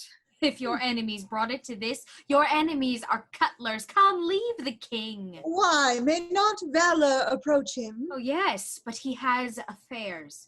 Depart, or I shall be something unmannerly with you. No, let him stay, Mardonius. Let him stay. I have occasion with him very weighty, and I can spare you now. Sir. Why, I can spare you now. Mardonius, give way to the state affairs. Indeed, you are fitter for his present purpose. Bessus, I should employ thee. Wilt thou do it? Do it for you? By this air, I will do anything without exception, be it good, bad, or an indifferent thing. Do not swear. By this light, but I will anything whatsoever. But I shall name the thing thy conscience will not suffer thee to do. I would fain hear that thing. Why, I would have thee get my sister for me. Thou understandst me in a wicked manner. Oh, you would have a bout with her? I'll do it. I'll do it in faith. Wilt thou? Dost thou make no more on't? More? No, why, is there anything else? If there be, trust me, it shall be done too. Hast thou no greater sense of such a sin? Thou art too wicked for my company, though I have hell within me, and mayst yet corrupt me further. Prithee, answer me. How do I show to thee after this motion? Why, your majesty looks as well, in my opinion, as ever you did since you were born. Thou appearest to me, after thy grant, the ugliest, loathed, detestable thing that I have ever met with. Thou hast eyes like flames of sulfur, which methinks do dart infection on me, and thou hast a mouth enough to take me in where there do stand 4 rows of iron teeth. I feel no such thing, but 'tis no matter how I look. I'll do your business as well as they that look better. And when this is dispatched, if you have a mind to your mother, tell me, and you shall see I'll set it hard. My mother! Heaven forgive me to hear this! Thou art too sinful to employ in this. Out of the world, away! Oh, my lord! What do you mean, sir? Hung round with curses, take thy fearful flight into the deserts, where amongst all the monsters, if thou find'st one so beastly as thyself, thou shalt be held as innocent. Good sir. If there were no such instruments as thou, we kings could never act in such wicked deeds. Away, I say! I will not do this sin. I'll press it here, till it do break my breast. It heaves to get out, but thou art sin, and in spite of torture, I will keep thee in. Act 4, Scene 1. Scene: the apartment of the princess in the palace. Enter Gobrius, Panthea, and Spaconia. Have you written, madam? Yes, good Gobrius. And with a kindness and such winning words as may provoke him at one instant to feel his double fault, your wrong and his own rashness? I have sent words enough, if words may win him from his displeasure. And such words I hope as shall gain much upon his goodness, Gobrius. Yet fearing, since they are many, and a woman's poor belief may follow, I have woven as many truths within him to speak for me, that if he be but gracious and receive them. Good lady, be not fearful. Though he should not give you your present end in this, believe it, you shall feel if your virtue can induce you to labor out this tempest, which I know is but a poor proof against your patience. All those contents, your spirit will arrive at newer and sweeter to you. He loves you dearly, I know it, and I hope I need not further win you to understand it. I believe it, but howsoever, I am sure I love him dearly, so dearly that if anything I write for my enlarging should beget his anger, heaven be a witness with me and my faith, I had rather live entombed here. You shall not feel a worse stroke than your grief. I'm sorry 'tis so sharp. I kiss your hand. And this night will deliver this true story with this hand to your brother. Peace go with you. You are a good man. My Spaconia, why are you ever sad thus? Oh, dear lady. Prithee, discover not a way to sadness nearer than I have in me. Good Spaconia, how shall I do you service? Noblest lady, you make me more a slave still to your goodness, and only live to purchase thanks to pay you. That is all the business of my life now.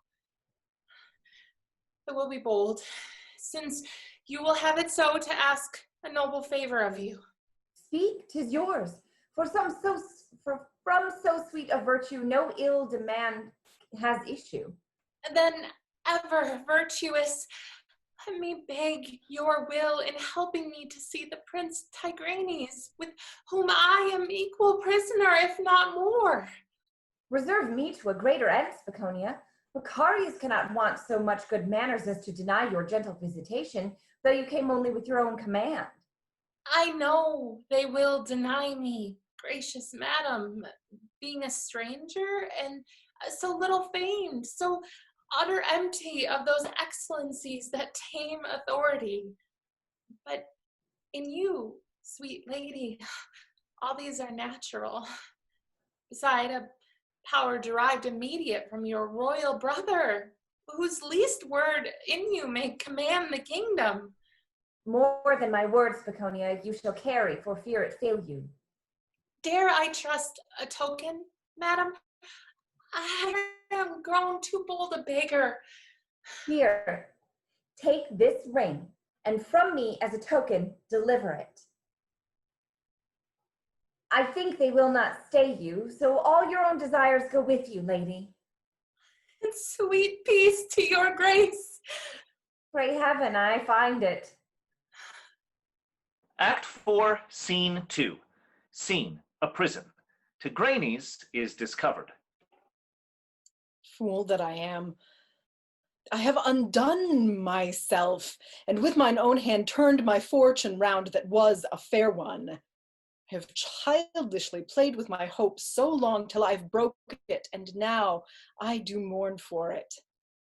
Oh, Spaconia, thou hast found an even way to thy revenge now.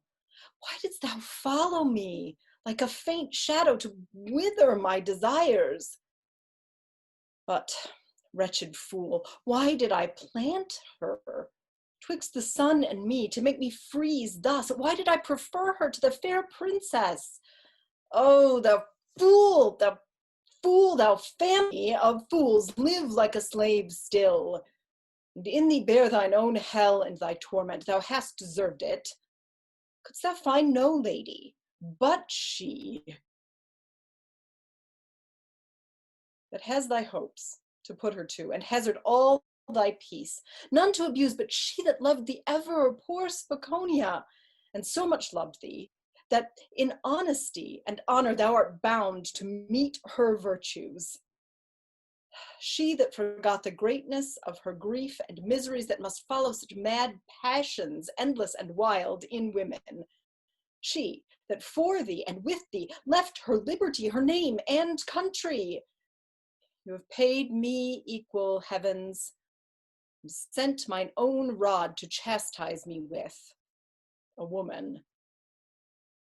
For inconstancy, I'll suffer. Lay it on, justice, till my soul melt in me, for my unmanly, beastly, sudden doting upon a new face.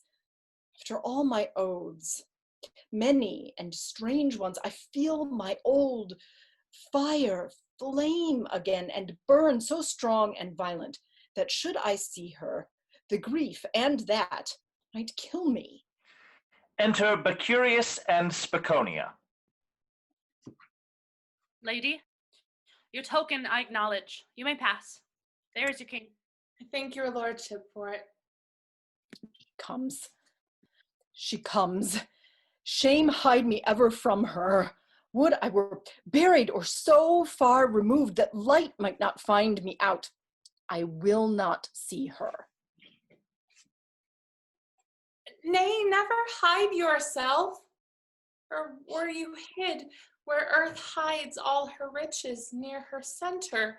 My wrongs without more day would light me to you. I must speak ere I die. Were all your greatness doubled upon you, you're a perjured man, and only mighty in your wickedness of wronging women. Thou art false, false. Prince, I live to see it. Poor Spaconia lives to tell thee thou art false, and then no more. Oh. The destinies, I hope, have pointed out our ends alike, that thou mayest die for love, though not for me. For this, assure thyself. The princess hates thee deadly, and will sooner be one to marry with a bull, and safer than such a beast as thou art. He's ashamed. Alas, I have been too rugged. Dear my lord, I am sorry I have spoken anything. Indeed, I am, that may add more restraint to that too much you have. Good sir, be pleased to think it was a fault of love, not malice, and do as I will do. Forgive it, prince. I do and can forgive the greatest sins to me you can repent of. Pray, believe. Oh, my Spaconia, oh thou virtuous woman. No more, the king.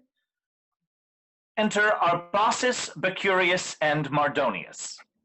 Have you been careful of our noble prisoner that he want nothing fitting for his greatness? I hope his grace will quit me from my care, sir. 'Tis well. Royal Tigranes, health. More than the strictness of this place can give, sir, I offer back again to Royal Arbaces. We thank you, worthy prince, and pray excuse us, we have not seen you since your being here. I hope your noble usage has been equal with your own person. Your imprisonment, if it be any, I dare say, is easy, and shall not outlast 2 days. I thank you. My usage here has been the same it was, worthy a royal conqueror.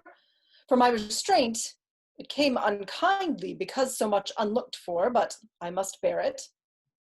What lady is that, Becurius? One of the princess's women, sir. I feared it. Why comes she hither? To speak with the Prince Tigranes. From whom, Becurius? From the princess, sir. I knew I had seen her. His fits begin to take him now again.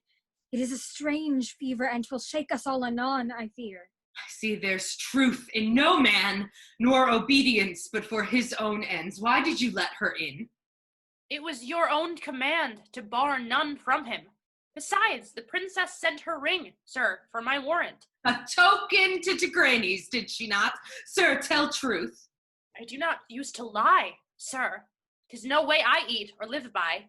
And I think this is no token, sir. This combat has undone him. If he had been well beaten, he had been temperate. I shall never see him handsome again, till he have a horseman's staff yoked through his shoulders, or an arm broke with a bullet. I am trifled with. Sir? I know it, as I know thee to be false. Now the clap comes. You never knew me so, sir. I dare speak it. And durst a worst man tell me, though my better, 'Tis well said, by my soul. Sirrah, you answer as you had no life. That I fear, sir, to lose nobly. I say, sir, once again. You may say what you please, sir. Would I might do so? I will, sir. and say openly, this woman carries letters. By my life, I know she carries letters. This woman does it. Prince, this cunning cannot do it. To what, sir? I reach you not. Shall not serve your turn, Prince. Serve my turn, sir. Aye, sir, it shall not serve your turn. Be plainer, good sir. This woman shall carry no more letters back to your love, Panthea. Heaven, she shall not. I say she shall not. This would make a saint swear like a soldier, and a soldier like a termagant. This beats me more, sir, than the blows you gave me. Take them away both, and let them prisoners be strictly and closely kept, or Sirrah, your life shall answer it. And let nobody speak with them hereafter. Well, I am subject to you, and must endure these passions. This is the imprisonment I have looked for always, and the dear place I would choose. Exit Tigranes, Spaconia, Bacurius. Sir, have you done well now? Dare you reprove it? No. You must be crossing me. How darest thou so often forfeit thy life? Thou knowest 'tis in my power to take it. Yes, and I know you ought not, or if you do, you'll miss it quickly. Why? Who shall tell you of these childish follies when I am dead? No, cut my head off. Then you may talk, and be believed, and grow worse, and have your too self-glorious temper rocked into a dead sleep, and the kingdom with you, till foreign swords be in your throats, and slaughter be everywhere about you, like your flatterers. Do kill me. Prithee be tamer, good Mardonius. Thou know'st I love thee, nay, honor thee. Believe it, good old soldier, I am thine. But I am racked clean from myself. Bear with me. Wilt thou bear with me, my Mardonius? Enter Gobrius. There comes a good man. Love him too, he's temperate. You may live to have need of such a virtue. Rage is not still in fashion. Welcome, good Gobrius. My service and this letter to your grace. From whom? From the rich mine of virtue and beauty, your mournful sister. She is in prison, Gobrius, is she not? She is, sir, till your pleasure do enlarge her, which on my knees I beg. Oh, 'tis not fit that all the sweetness of the world in one should live thus cloistered up. Prithee, stand up. 'Tis true, she is too fair, and all these commendations but her own. Which thou hadst never so commended her, or I ne'er lived to hurt it, Gobrius. If thou but knewst the wrong her beauty does her, thou wouldst in pity of her be a liar. I think she loves me, but I fear another is deeper in her heart. How thinkst thou, Gobrius? I do beseech your grace, believe it not, or let me perish if it be not false. Good sir, read her letter. Oh, this love, or what a devil it is, I know not, begets more mischief than a wake. Alas, she would be at liberty. And there be 1,000 reasons, Gobrius, thousands, which will deny it, which, if she knew, she would contentedly be where she is, and bless her virtue for it. And me, though she were closer. She would, Gobrius, good man indeed she would. Then, good sir, for her satisfaction, send for her, and with reason make her know why she must live thus from you. I will. Go bring her to me. Act 4, Scene 3. Scene: a room in the house of Bessus. Enter Bessus and 2 swordmen. You're very welcome, both. Some stools there, boy, and reach a table. Gentlemen of the sword, pray sit without more compliment. Begone, child. I have been curious in the searching of you because I understand you wise and variant persons. We understand ourselves, sir. Nay, gentlemen and dear friends of the sword, no compliment, I pray, but the cause I hang upon, which in few is my honor. You cannot hang too much, sir, for your honor. But to your cause. Be wise and speak truth. My first doubt is my beating by my prince. Stay there a little, sir. Do you doubt a beating, or have you had a beating by your prince? Gentlemen of the sword, my prince has beaten me.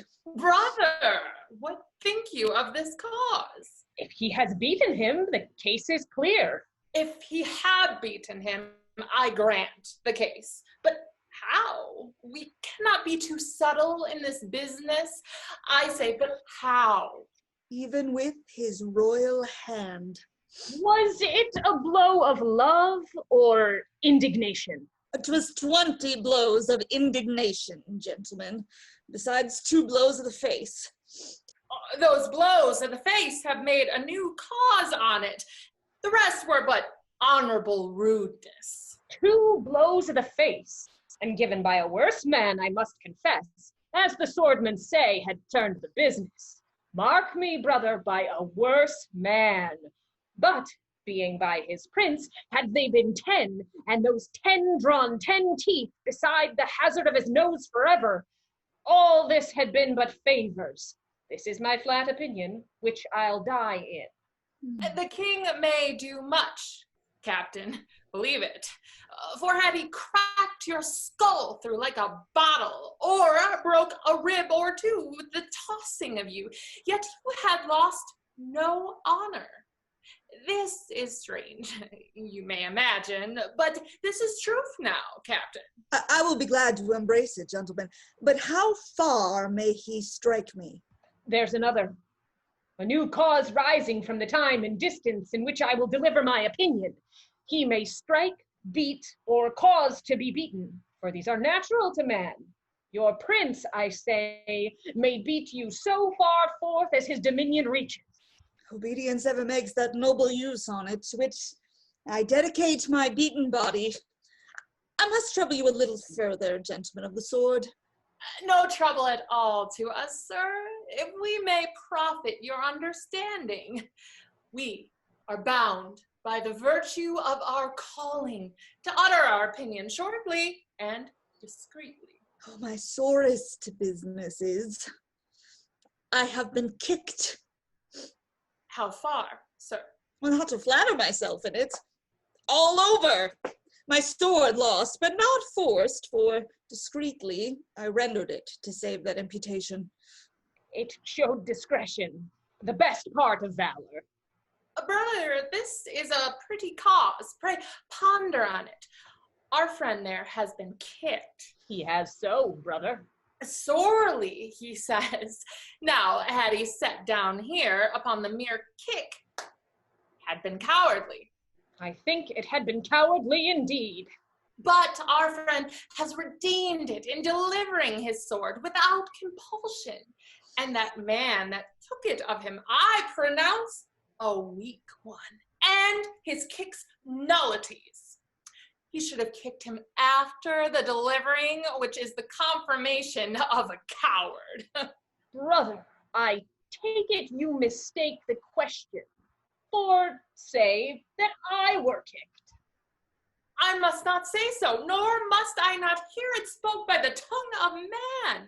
You kicked, dear brother. You are merry. But put the case. I were kicked. Let them put it that are things weary of their lives, that know not honor. Put the case, you were kicked. I do not say I was kicked. Nor no silly creature that wears his head without a case, his soul without a skin coat, you kicked, dear brother.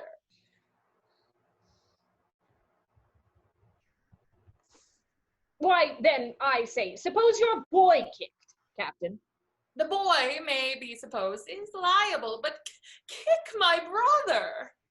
A foolish forward zeal, sir, in my friend. But to the boy, suppose the boy were kicked. I do suppose it. Has your boy a sword? Surely no, I pray suppose a sword too. I do suppose it. You grant. Your boy was kicked, then. By no means, Captain, let it be supposed still. The word grant makes not for us. I say this must be granted. This must? be granted, brother? Aye, this must be granted. Still, this must. I say, this must be granted. Aye, give me the must again, brother. You palter. I will not hear you, wasp. Brother, I say you palter.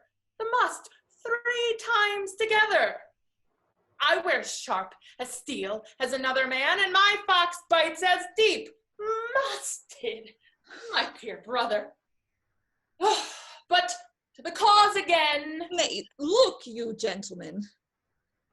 A word I have done. A tall man, but intemperate. 'Tis great pity. Once more, suppose the boy kicked. Forward. And being thoroughly kicked, laughs at the kicker. So much for us. Proceed. And in this beaten scorn, as I may call it, delivers up his weapon. Where lies the error?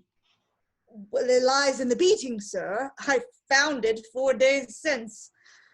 The error, and a sore one, as I take it, lies in the thing kicking. I understand that well. 'Tis sore indeed, sir. That is according to the man that did it. There springs a new branch. Whose was the foot? A lord's. The cause is mighty, but had it been 2 lords and both had kicked you, if you laughed, sir, 'tis clear. I did laugh, but how will that help me, gentlemen? Yes, it shall help you, if you laughed aloud. As loud as a kicked man could laugh, I laughed, sir. My reason now. The valiant man is known by suffering and contemning. You have enough of both, and you are valiant. If he be sure he has been kicked enough. For the brave sufferance you speak of, brother, consists not in the beating and away, but in the cudgeled body from 18 to 38, in a head rebuked with pots of all sizes, daggers, stools, bedstaves. This shows a valiant man. Then I am valiant as the proudest, for these are all familiar things to me, familiar as my sleep or want of money. All my whole body's but one bruise with beating. I think I've been cuddled with all nations and almost all religions. Embrace him, brother. This man is valiant. I know it by myself. He's valiant. Captain, thou art a valiant gentleman, to bide upon a very valiant man. My equal friends of the sword, I must request your hands to this. 'Tis fit it should be. A boy, give me some wine and pen and ink within. Am I clear, gentlemen? Sir, when the world has taken notice what we have done, make much of your body, for I'll pawn my steel. Men will be coyer of their legs hereafter. I must request you go along and testify to the Lord Becurius, whose foot has struck me, how you find my cause. We will, and tell that lord he must be ruled, or there are those abroad will rule his lordship. Act 4, Scene 4. Scene, an apartment in the palace. Enter Arbaces at one door, and Gobrius with Panthea at another. Sir, here's the princess. Leave us, then, alone, for the main cause of her imprisonment must not be heard by any but herself. You are welcome, sister. I would to heaven I could so bid you by another name. If you above love not such sins as these, circle my heart with thoughts as cold as snow to quench these rising flames that harbor here. Sir, does it please you I shall speak? Please me. Aye, more than all the art of music can, thy speech doth please me. For it ever sounds as thou brought'st joyful, unexpected news, and yet it is not fit thou shouldst be heard. I prithee think so. Be it so, I will. Am I the first that ever had a wrong so far from being fit to have redress that 'twas unfit to hear it? I will back to prison rather than disquiet you. and wait till it be fit. No, do not go, for I will hear thee with a serious thought. I have collected all that's man about me together strongly, and am resolved to hear thee largely, but I do beseech thee, do not come nearer to me, for there is something in that will undo us both. Alas, sir, am I venom? Yes, to me. Thou of thyself, I think thee to be in as equal a degree of heat or cold as nature can make. Yet as unsound men convert sweetness and the nourishingest meats into diseases, so shall I distempered do to thee. I prithee, draw no nearer to me. Sir, this is that I would. I am of late shut from the world, and why it should be thus is all I wish to know. Credit me, Panthea, credit me that am thy brother, thy loving brother, that there is cause sufficient, yet unfit for thee to know, that might undo thee everlastingly only to hear. But thou but credit this. High heaven, 'tis true. Believe it if thou canst. Children and fools are very credulous, and I am both, I think, for I believe. If you dissemble, be it on your head. I'll back unto my prison. Yet, methinks I might be kept in some place where you are. For in myself I find, I know not what to call it, but it is a great desire to see you often. Fie, you come in a step. What do you mean, dear sister? Do not so. Alas, Panthea, where I am would you be? Why, that's the cause you are in prison, that you may not be where I am. Then I must endure it, sir. Heaven keep you. No, you shall hear the cause of it, Panthea. And when thou hearest it, thou wilt blush for me and hang thy head down like a violet full of the morning's dew. There is a way to gain thy freedom, but 'tis such a one as puts thee in worse bondage, and I know thou wouldst encounter fire and make a proof whether the gods have care of innocence rather than follow it. Know that I have lost the only difference twixt man and beast, my reason. Heaven forbid. Nay, it is gone, and I am left as far without a bound as the wild ocean that obeys the winds. Each sudden passion throws me where it lists and overwhelms all that oppose my will. I have beheld thee with a lustful eye. My heart is set on wickedness, to act such sins with thee as I have been afraid to think of. If thou darest consent to this, which I beseech thee, do not, thou mayst gain thy liberty and yield me a content. If not, thy dwelling must be dark and close, where I may never see thee, for I am a sickness as killing as the plague, ready to seize thee. Far be it from me to revile the king, but it is true that I shall rather choose to search out death that else would search out me, and in a grave sleep with my innocence than welcome such a sin. Peace enter you again. Farewell.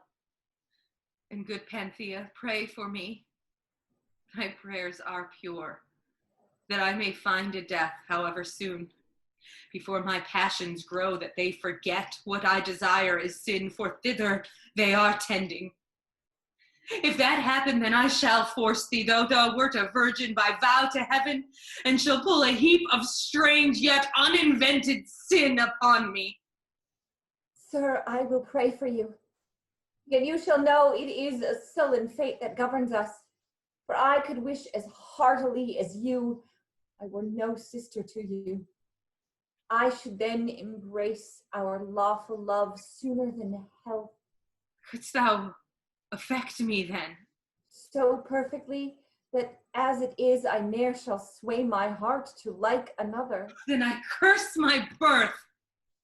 Must this be added to my miseries, that thou art willing to? Is there no stop to our full happiness but these mere sounds, brother and sister? There is nothing else, but these, alas, will separate us more than 20 worlds betwixt us. I have lived to conquer men, and now am overthrown by only words, brother and sister. Where have those words dwelling? I will find him out and utterly destroy him. But they are not to be grasped. Let them be men or beasts, and I will cut them from the earth. Or towns, and I will raise them and then blow them up. Let them be seas, and I will drink them off, and yet have unquenched fire left in my breast. Let them be anything but mere voice. But 'tis not in the power of any force or policy to conquer them. Panthea, what shall we do? Shall we stand firmly here and gaze our eyes out? Would I could do so, but I shall weep out mine. 'Twere better I were gone. I will not be so foolish as I was. Stay. We will love just as becomes our births, no otherwise. Brothers and sisters may walk hand in hand together. So shall we. Come nearer. Is there any hurt in this? I hope not. Faith, there is none at all. Tell me truly now, is there not one you love above me? No, by heaven. Why, yet you sent unto Tigranes, sister. True, but for another. For the truth. No more. I credit thee. I know thou canst not lie. Thou art all truth. But is there nothing else that we may do but only walk? Methinks brothers and sisters lawfully may kiss. And so they may, Panthea. And so will we.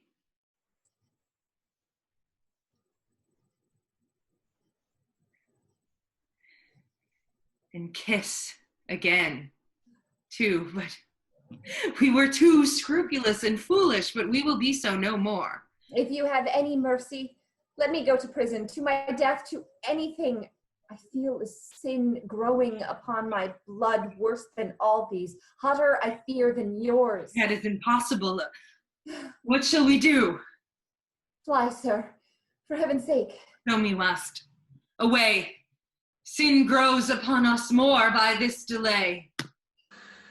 Act 5, Scene 1. Scene, before the palace. Enter Mardonius and Ligones. Sir, the king has seen your commission and believes it, and freely by this warrant gives you power to visit Prince Tigranes, your noble master. I thank his grace and kiss his hand. But is the main of all your business ended in this? I have another, but a worse. I'm ashamed. It is a business. You serve a worthy person, and a stranger I am sure you are. You may employ me, if you please, without your purse. Such offices should ever be their own rewards. I am bound to your nobleness. I may have need of you, and then this courtesy, if it be any, is not ill bestowed. But may I civilly desire the rest? I shall not be a herder if no helper. Sir, you shall know.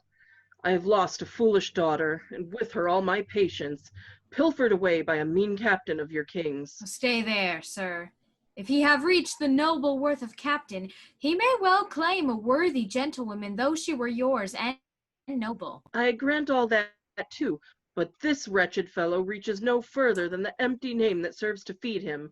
Were he valiant, or had but in him any noble nature that might hereafter promise him a good man, my cares were so much lighter, and my grave a span yet from me. I confess such fellows be in all royal camps, and have and must be, to make the sin of coward more detested in the mean soldier, that with such a foil sets off much valor.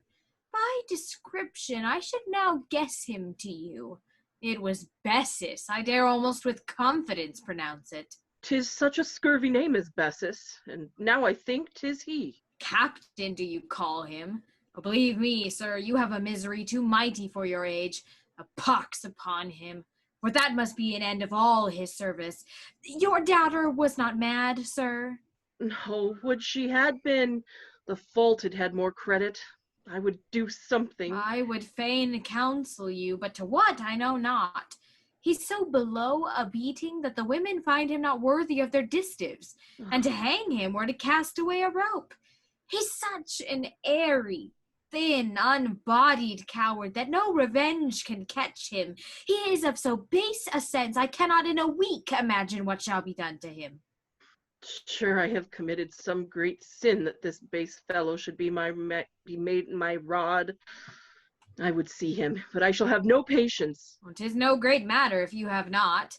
If a laming of him or such a toy may do you pleasure, sir, he has it for you, and I'll help you to him. 'Tis no news to him to have a leg broken, or a shoulder out with being turned to the stones like a tansy. Draw not your sword if you love it, for on my conscience his head will break it. We use him in the wars like a ram to shake a wall withal. Oh, here comes the very person of him. Do as you shall find your temper. I must leave you, but if you do not break him like a biscuit, you're much to blame, sir. Enter Bessus and the swordmen. Is your name Bessus? Men call me Captain Bessus. Then, Captain Bessus, you are a rank rascal, without more sordiums, a dirty frozen slave, and with the favor of your friends here, I will beat you. Hey, use your pleasure, sir. You seem like a gentleman. Thus, Captain Bessus. Thus. Thus, twinge your nose. Thus, kick. And thus, tread upon you. I do beseech you, sir.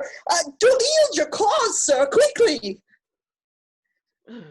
Indeed, I should have told you that first. I take it so. Captain, he should, indeed. He is mistaken. Sir, you shall have it quickly. More beating. You have stolen away a lady, Captain Coward, and such a one. Hold, sir, I beseech you, hold, sir. I have not stole any living thing that had a tooth about it. I know you dare lie. With none but summer whores, upon my life, sir. My means and manners could never attempt above a hedge or haycock. Sirrah, that quits not me. Where is this lady? Do that you do not used to do, tell truth, or by my hand I'll beat your captain's brains out, wash 'em and put 'em in again, that will I. There was a lady, sir, I must confess, once in my charge. The Prince de Graney's gave her to my guard for her safety. How I used her, she may herself report. She's with the prince now. I did but wait upon her like a groom, which she will testify, I am sure. If not, my brains are at your service, when you please, sir, and glad I have them for you. This is most likely. Sir, I ask your pardon, and am sorry I was so intemperate. Well, I can ask no more. You would think it strange now to have me beat you at first sight. Indeed I would, but I know your goodness can forget 20 beatings. You must forgive me. Yes, there's my hand. Go where you will. I shall think you a valiant fellow for all this. My daughter is a whore. I feel it now, too sensible. Yet I will see her, discharge myself for being father to her, and then back to my country, and there die. Farewell, Captain. Farewell, sir, farewell. Commend me to the gentlewoman, I pray. How now, Captain? Bear up, man! Gentlemen of the sword, your hands once more. I have been kicked again, but the foolish fellow is penitent, has asked my mercy, and my honor's safe. We knew that. Or the foolish fellow had better have kicked his grandsire. Confirm, I pray. There be our hands again. Now, let him come again and say he was not sorry, and he sleeps for it. Alas, good ignorant old man. Let him go, let him go. These courses will undo him. Act 5, Scene 2. Scene, the prison. Enter Ligones and Becurius. My lord, your authority is good and I am glad it is so, for my counsel would never hinder you from seeing your own king. I am a minister, but not a governor of the state. Yonder is your king. I'll leave you. Enter Tigranes and Spaconia. There he is indeed, and with him my disloyal child. I do perceive my fault so much that yet methinks thou shouldst not have forgiven me. Health to your majesty. What? Good Lagones! Welcome! What business brings thee hither? Several businesses. My public business will appear by this. I have a message to deliver, which, if it pleases you so to authorize, is an message from the Armenian state unto Arbaces for your liberty. The offers there set down. Please you to read it. There is no alteration happened since I came from thence? None, sir. All is as it was. And all our friends are well? All very well. Though I have done nothing but what was good, I dare not see my father. It was fault enough not to acquaint him with the good. Madam, I should have seen you. Oh, good sir, forgive me. Forgive you? Why, I am no kin to you, am I? Should it be measured by my mean deserts? Indeed, you are not. Thou couldst prate unhappily ere thou couldst go. Would thou couldst do as well. And how does your custom hold out here? Sir? Are you in private still, or how? What do you mean? Do you take money? Are you come to sell sin yet? Perhaps I can help you to liberal clients, or has not the king cast you off yet? Oh, thou vile creature, whose best commendation is that thou art a young whore. I would thy mother had lived to see this, or rather, that I had died ere I had seen it. Why didst not make me acquainted when thou wert first resolved to be a whore? I would have seen thy hot lust satisfied. More privately, I would have kept a dancer and a whole consort of musicians in my own house, only to fiddle thee. Sir, I was never whore. If thou couldst not say so much for thyself, thou shouldst be carted. Lagones, I have read it, and I like it. Thou shalt deliver it. Well, sir, I will. But I have private business with you. Speak, what is it? How has my age deserved so ill of you that you could pick no strumpets in the land but out of my breed? Strumpets, good Lagones. Yes, and I wish to have you know I scorn to get a whore for any prince alive, and yet scorn will not help. Methinks my daughter might have been spared. There were enough besides. May I not prosper, but she's innocent, for by this morning light for me and for all the world. Why is she with you then? Can she wait on you better than your man? Has she a gift in plucking off your stockings? Why do you keep her with you? For a queen, I know you do contemn her, so should I. In every subject else think much at it. Let 'em think so much, for 'tis as firm as earth. There is your queen. Then have I made a fair hand, I called her whore. If I shall speak now as her father, I cannot choose but greatly rejoice that she shall be a queen. But if I should speak to you as a statesman, she were more fit to be your whore. So, get you about your business to our bosses. Now you talk idly. Yes, sir, I will go. And shall she be a queen? She had more wit than her old father when she ran away. Shall she be queen? Now, by my troth, 'tis fine. I'll dance out of all measure at her wedding. Shall I not, sir? Yes, Mary, shalt thou. Now go, my business requires haste. Good heaven preserve you. You are an excellent king. Farewell, good father. Farewell, sweet, virtuous daughter.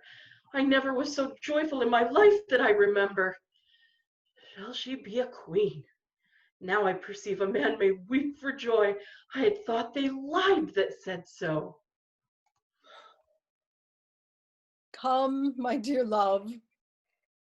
But you may see another, may alter that again. urge it no more. I have made up a new strong constancy not to be shook with eyes. I know I have the passions of a man, but if I meet with any subject that should hold my eyes more firmly than is fit, I'll think of thee and run away from it. Let that suffice. Act 5, Scene 3. Scene: the house of Bacurius. Enter Bacurius and a servant. 3 gentlemen without to speak with me. Yes, sir. Let them come in.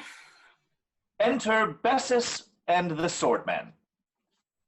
They are entered, sir, already.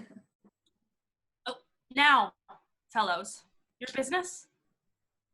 Are these the gentlemen? My lord, I have made bold to bring these gentlemen, my friends of the sword, along with me. I am afraid you'll fight, then. Oh, my good lord, I will not. Your lordship is mistaken. Fear not, lord. Sir, I'm sorry for it. I ask no more in honor. Gentlemen, you hear my lord is sorry. Not that I've beaten you, but beaten one that will be beaten, on whose dull body will require a lambing, as surfeits do the diet, spring and fall. Now, to your swordmen. What come they for, good Captain Stockfish? Seems your lordship has forgot my name. No, nor your nature, neither.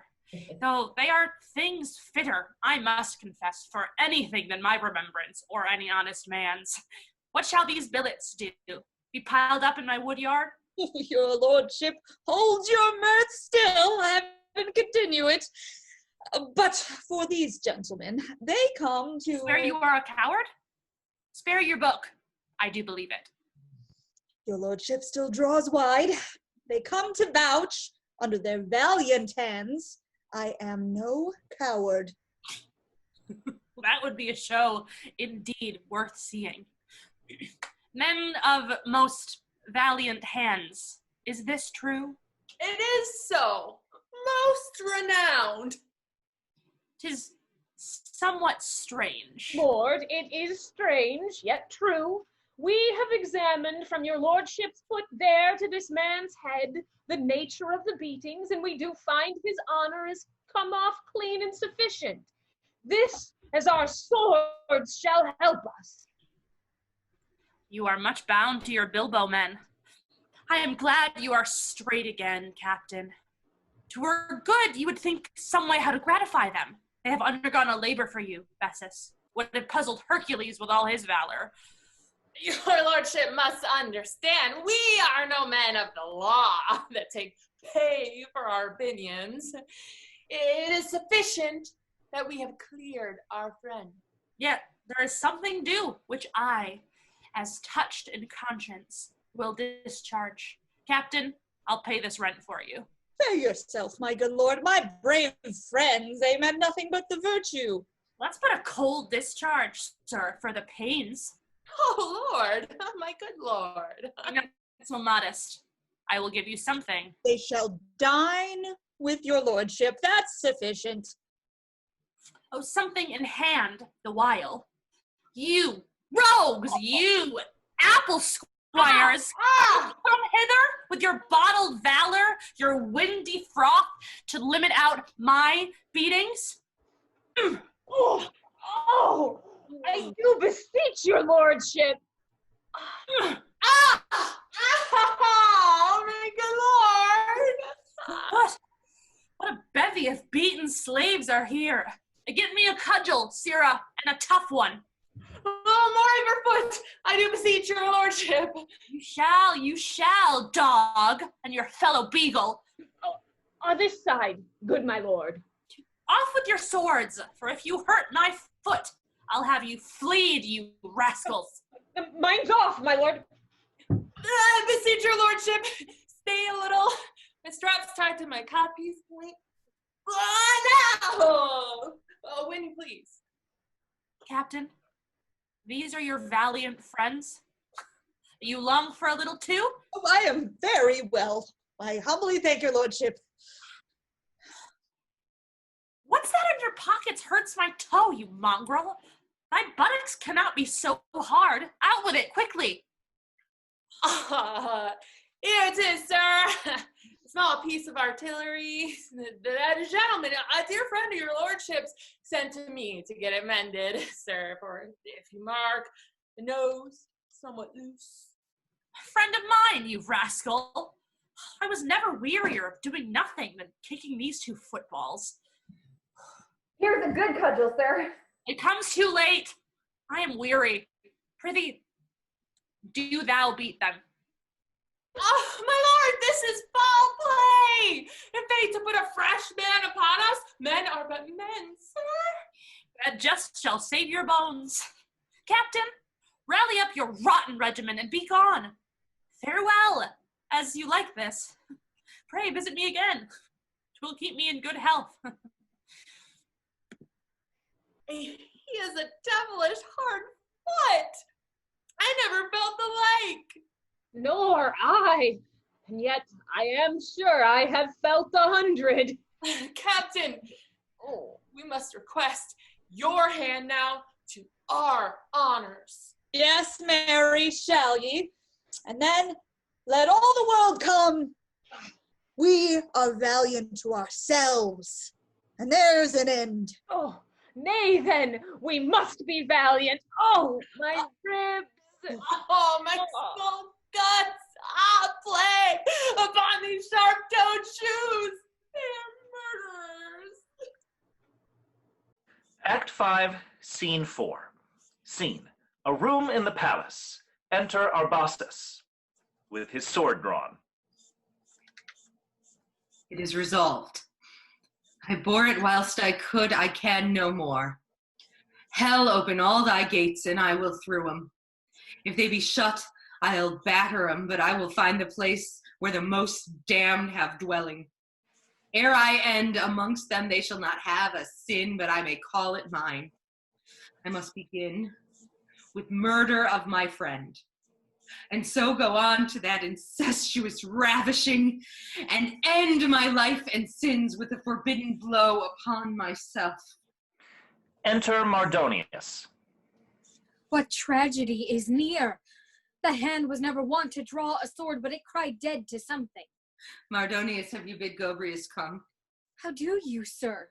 Well, is he coming? Why, sir, are you thus?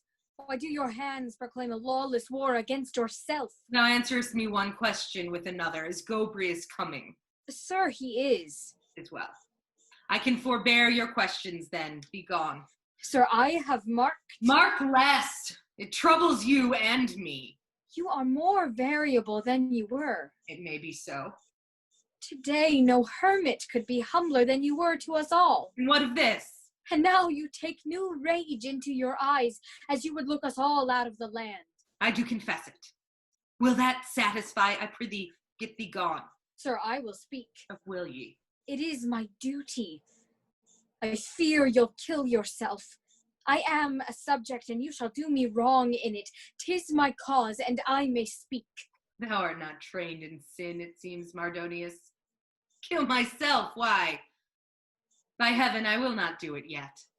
And when I will, I tell thee, then I shall be such a creature that thou wilt give me leave without a word. There's method in man's wickedness. It grows up by degrees. I am not come so high as killing of myself. There are 100,000 sins twixt me and it, which I must do, and I shall come to it at last, but take my oath not now. Be satisfied and get thee hence. I am sorry, 'tis so ill. Be sorry then. True sorrow is alone. Grieve by thyself. I pray you let me see your sword put up before I go. I'll leave you then. Why so? What folly is it in me? Is it not as apt to mischief as it was before? Can I not reach it? Think'st thou these are toys for children to be pleased with and not men? Wilt thou now leave me? Heaven put into your bosom temperate thoughts. I'll leave you, though I fear. Go. Thou art honest. Why should the hasty errors of my youth be so unpardonable to draw sin helpless upon me? Enter Gobrius. There is the king. Now 'tis right. Draw near, thou guilty man, that art the author of the loathdest crime 5 ages have brought forth, and hear me speak. Curses incurable, and all the evils man's body or his spirit can receive be with thee. Why, sir, do you curse me thus? Why do I curse thee? If there be a man subtle in curses that exceeds the rest, his worst on thee. Thou hast broke my heart. How, sir? Have I preserved you from a child, from all the arrows malice or ambition could shoot at you? And have I this for pay? True, thou didst preserve me, and in that wert crueler than hardened murderers of infants and their mothers. Thou didst save me only till thou hadst studied out a way how to destroy me cunningly thyself. This was a curious way of torturing. What do you mean? Thou knowest the evils thou hast done to me. Dost thou remember all those witching letters that thou sent unto me to Armenia, filled with praise of my beloved sister, where thou extolledst her beauty? What had I to do with that? What could her beauty be to me? And thou didst write how well she loved me. Dost thou remember this, so that I doted something before I saw her? This is true. Is it? And when I was returned, thou knowest thou didst pursue it, till thou woundedst me to such a strange and unbelievable affection as good men cannot think on. Sir, I hate a lie. As I love heaven and honesty, I did. It was my meaning. Be thine own sad judge. A further condemnation will not need. Prepare thyself to die. Why, sir, to die? Why shouldst thou live? Was ever yet offender so impudent that had a thought of mercy after confession of a crime like this? Now is the time. Hear me but speak. No. Yet I will be far more merciful than thou wert to me. Thou didst steal into me, and never gavest me warning. So much time as I give thee now had prevented me forever, notwithstanding all thy sins. If thou hast hope that there is yet a prayer to save thee, turn and speak it to thyself. Sir, you shall know your sins before you do them. If you kill me... I will not stay then. No, you kill your father. How? You kill your father. My father. Though I know it for a lie made out of fear to save thy stained life, the very reverence of the word comes cross me and ties mine arm down. I will tell you that shall heighten you again. I am thy father. I charge thee, hear me. If it should be so, as 'tis most false, and that I should be found a bastard issued, the despised fruit of lawless lust, I should no more admire all my wild passions. But another truth shall be wrung from thee. If I could come by the spirit of pain, it should be poured on thee till thou allowest thyself more full of lies than he that teaches thee. Enter Arain.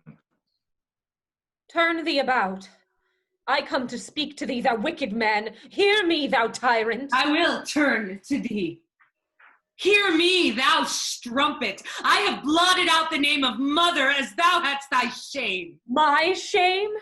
Thou hast less shame than anything. Why dost thou keep my daughter in a prison? Why dost thou call her sister and do this? Cease, thou strange impudence, and answer quickly. If thou condemnest me, this will ask and answer, and have it. Help me, gentle Gobrius. Think not of help, answer.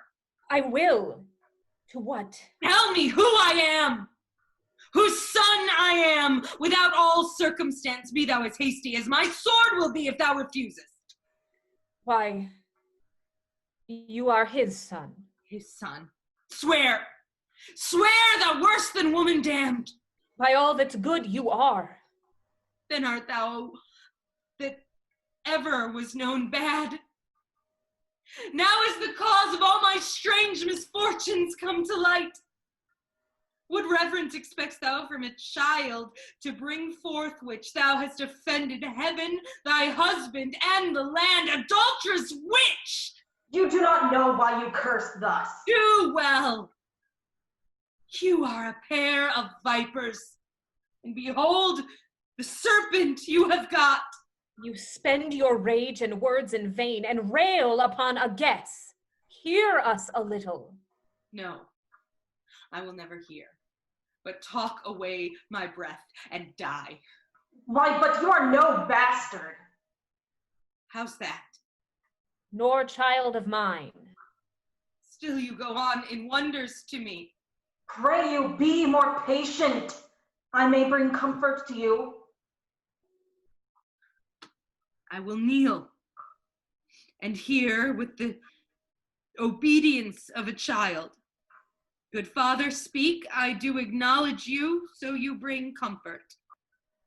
First know that our last king, your supposed father, was old and feeble when he married her, and almost all the land, as she, past hope of issue from him. Therefore, she took leave to play the whore because the king was old? Is this comfort?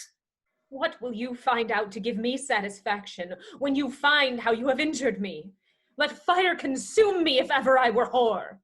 Forbear these starts, or I will leave you wedded to despair. Our king, I say, was old, and this our queen desired to bring an heir, but her yet husband, she thought, was past it. And to be dishonest, I think she would not. If she would have been, the truth is, she was watched so narrowly and had so slender opportunities, she hardly could have been.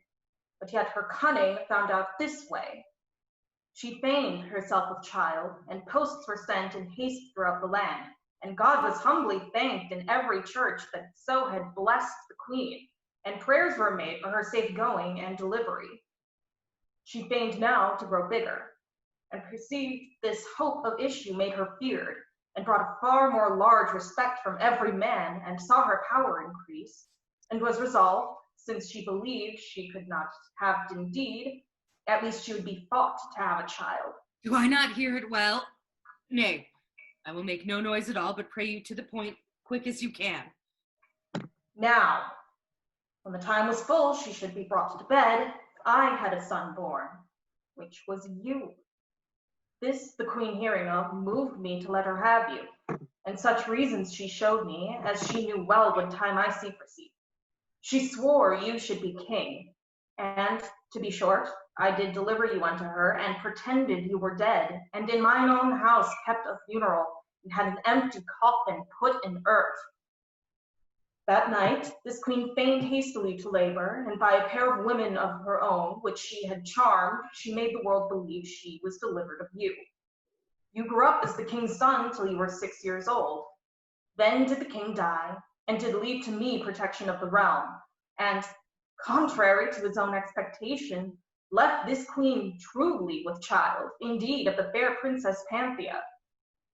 Then she could have torn her hair, and did alone to me, yet durst not speak in public, for she knew she should be found a traitor, and her tale would have been thought madness, or anything rather than truth. This was the only cause why she did seek to poison you, and I to keep you safe.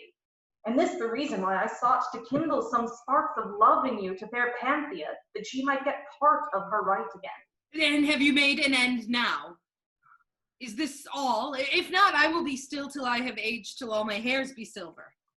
This is all. It is true, say you too, madam? Yes, heaven knows it is most true. Panthea, then, is not my sister. No. But can you prove this?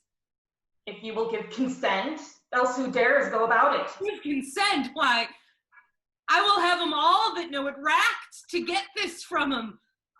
All the way without, come in, whate'er you be, come in and be partakers of my joy. Oh, you are welcome. Enter Bessus and Mardonius. Mardonius, the best news, nay, draw no nearer, they shall all hear it. I am found no king. Is that so good news? Yes, the happiest news that e'er was heard. Indeed, 'twere well for you if you might be a little less obeyed. One, call the queen. Why, she is there. The queen, Mardonius, Panthea is the queen. And I am plain Arbaces. Go, someone, she's in Gobria's house. Since I saw you, there are 1,000 things delivered to me you little dream of. So it should seem. My lord, what fury's this?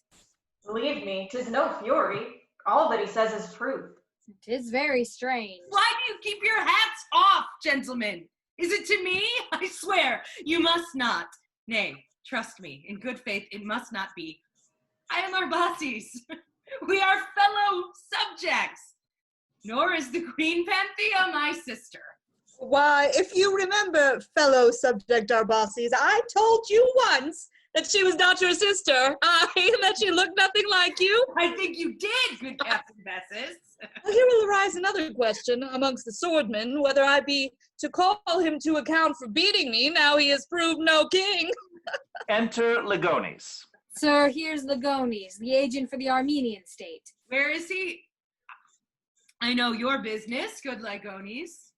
We must have our king again, and will. I knew that was your business. You shall have your king again, and have him so again as never king was had.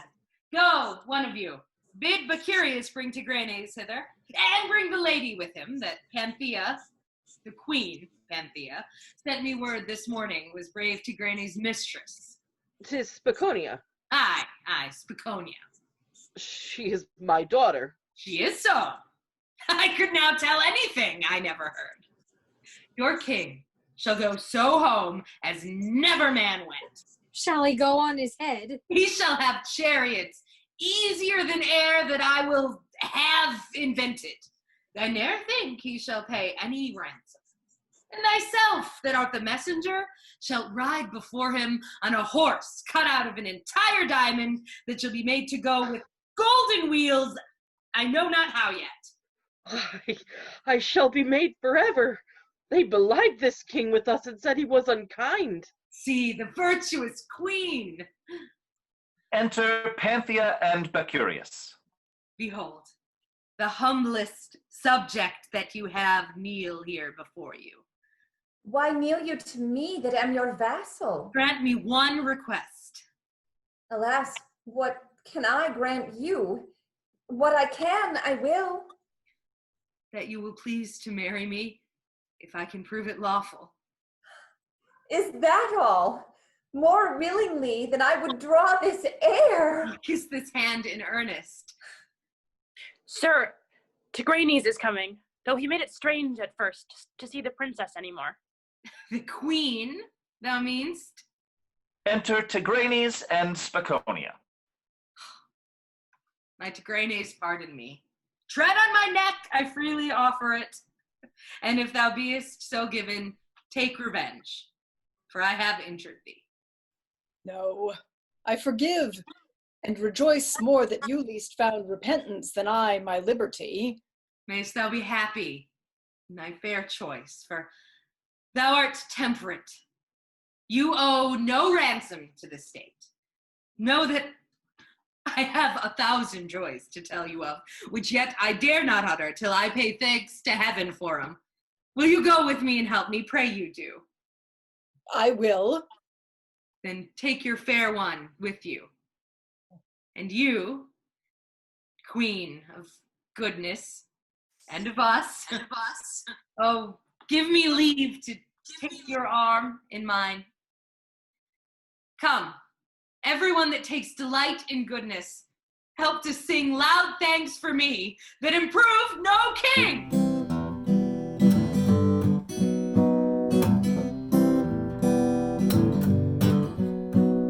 Careful now, I'll reel you in like a siren singing. It's looking grim. You can't swim, I hope you drown. 'Cause all your past loves wear you down.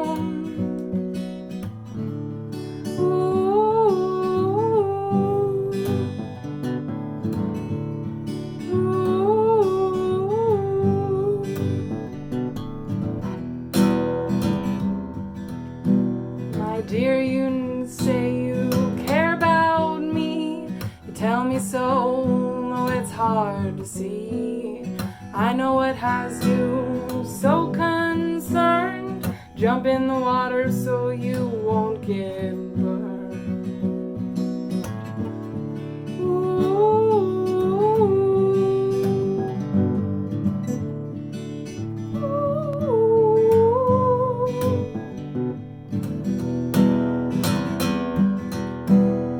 Kelp and sharks and whales aside, the sea's a fine place to abide. Bring you deep, forget to breathe, crown your head with a jellyfish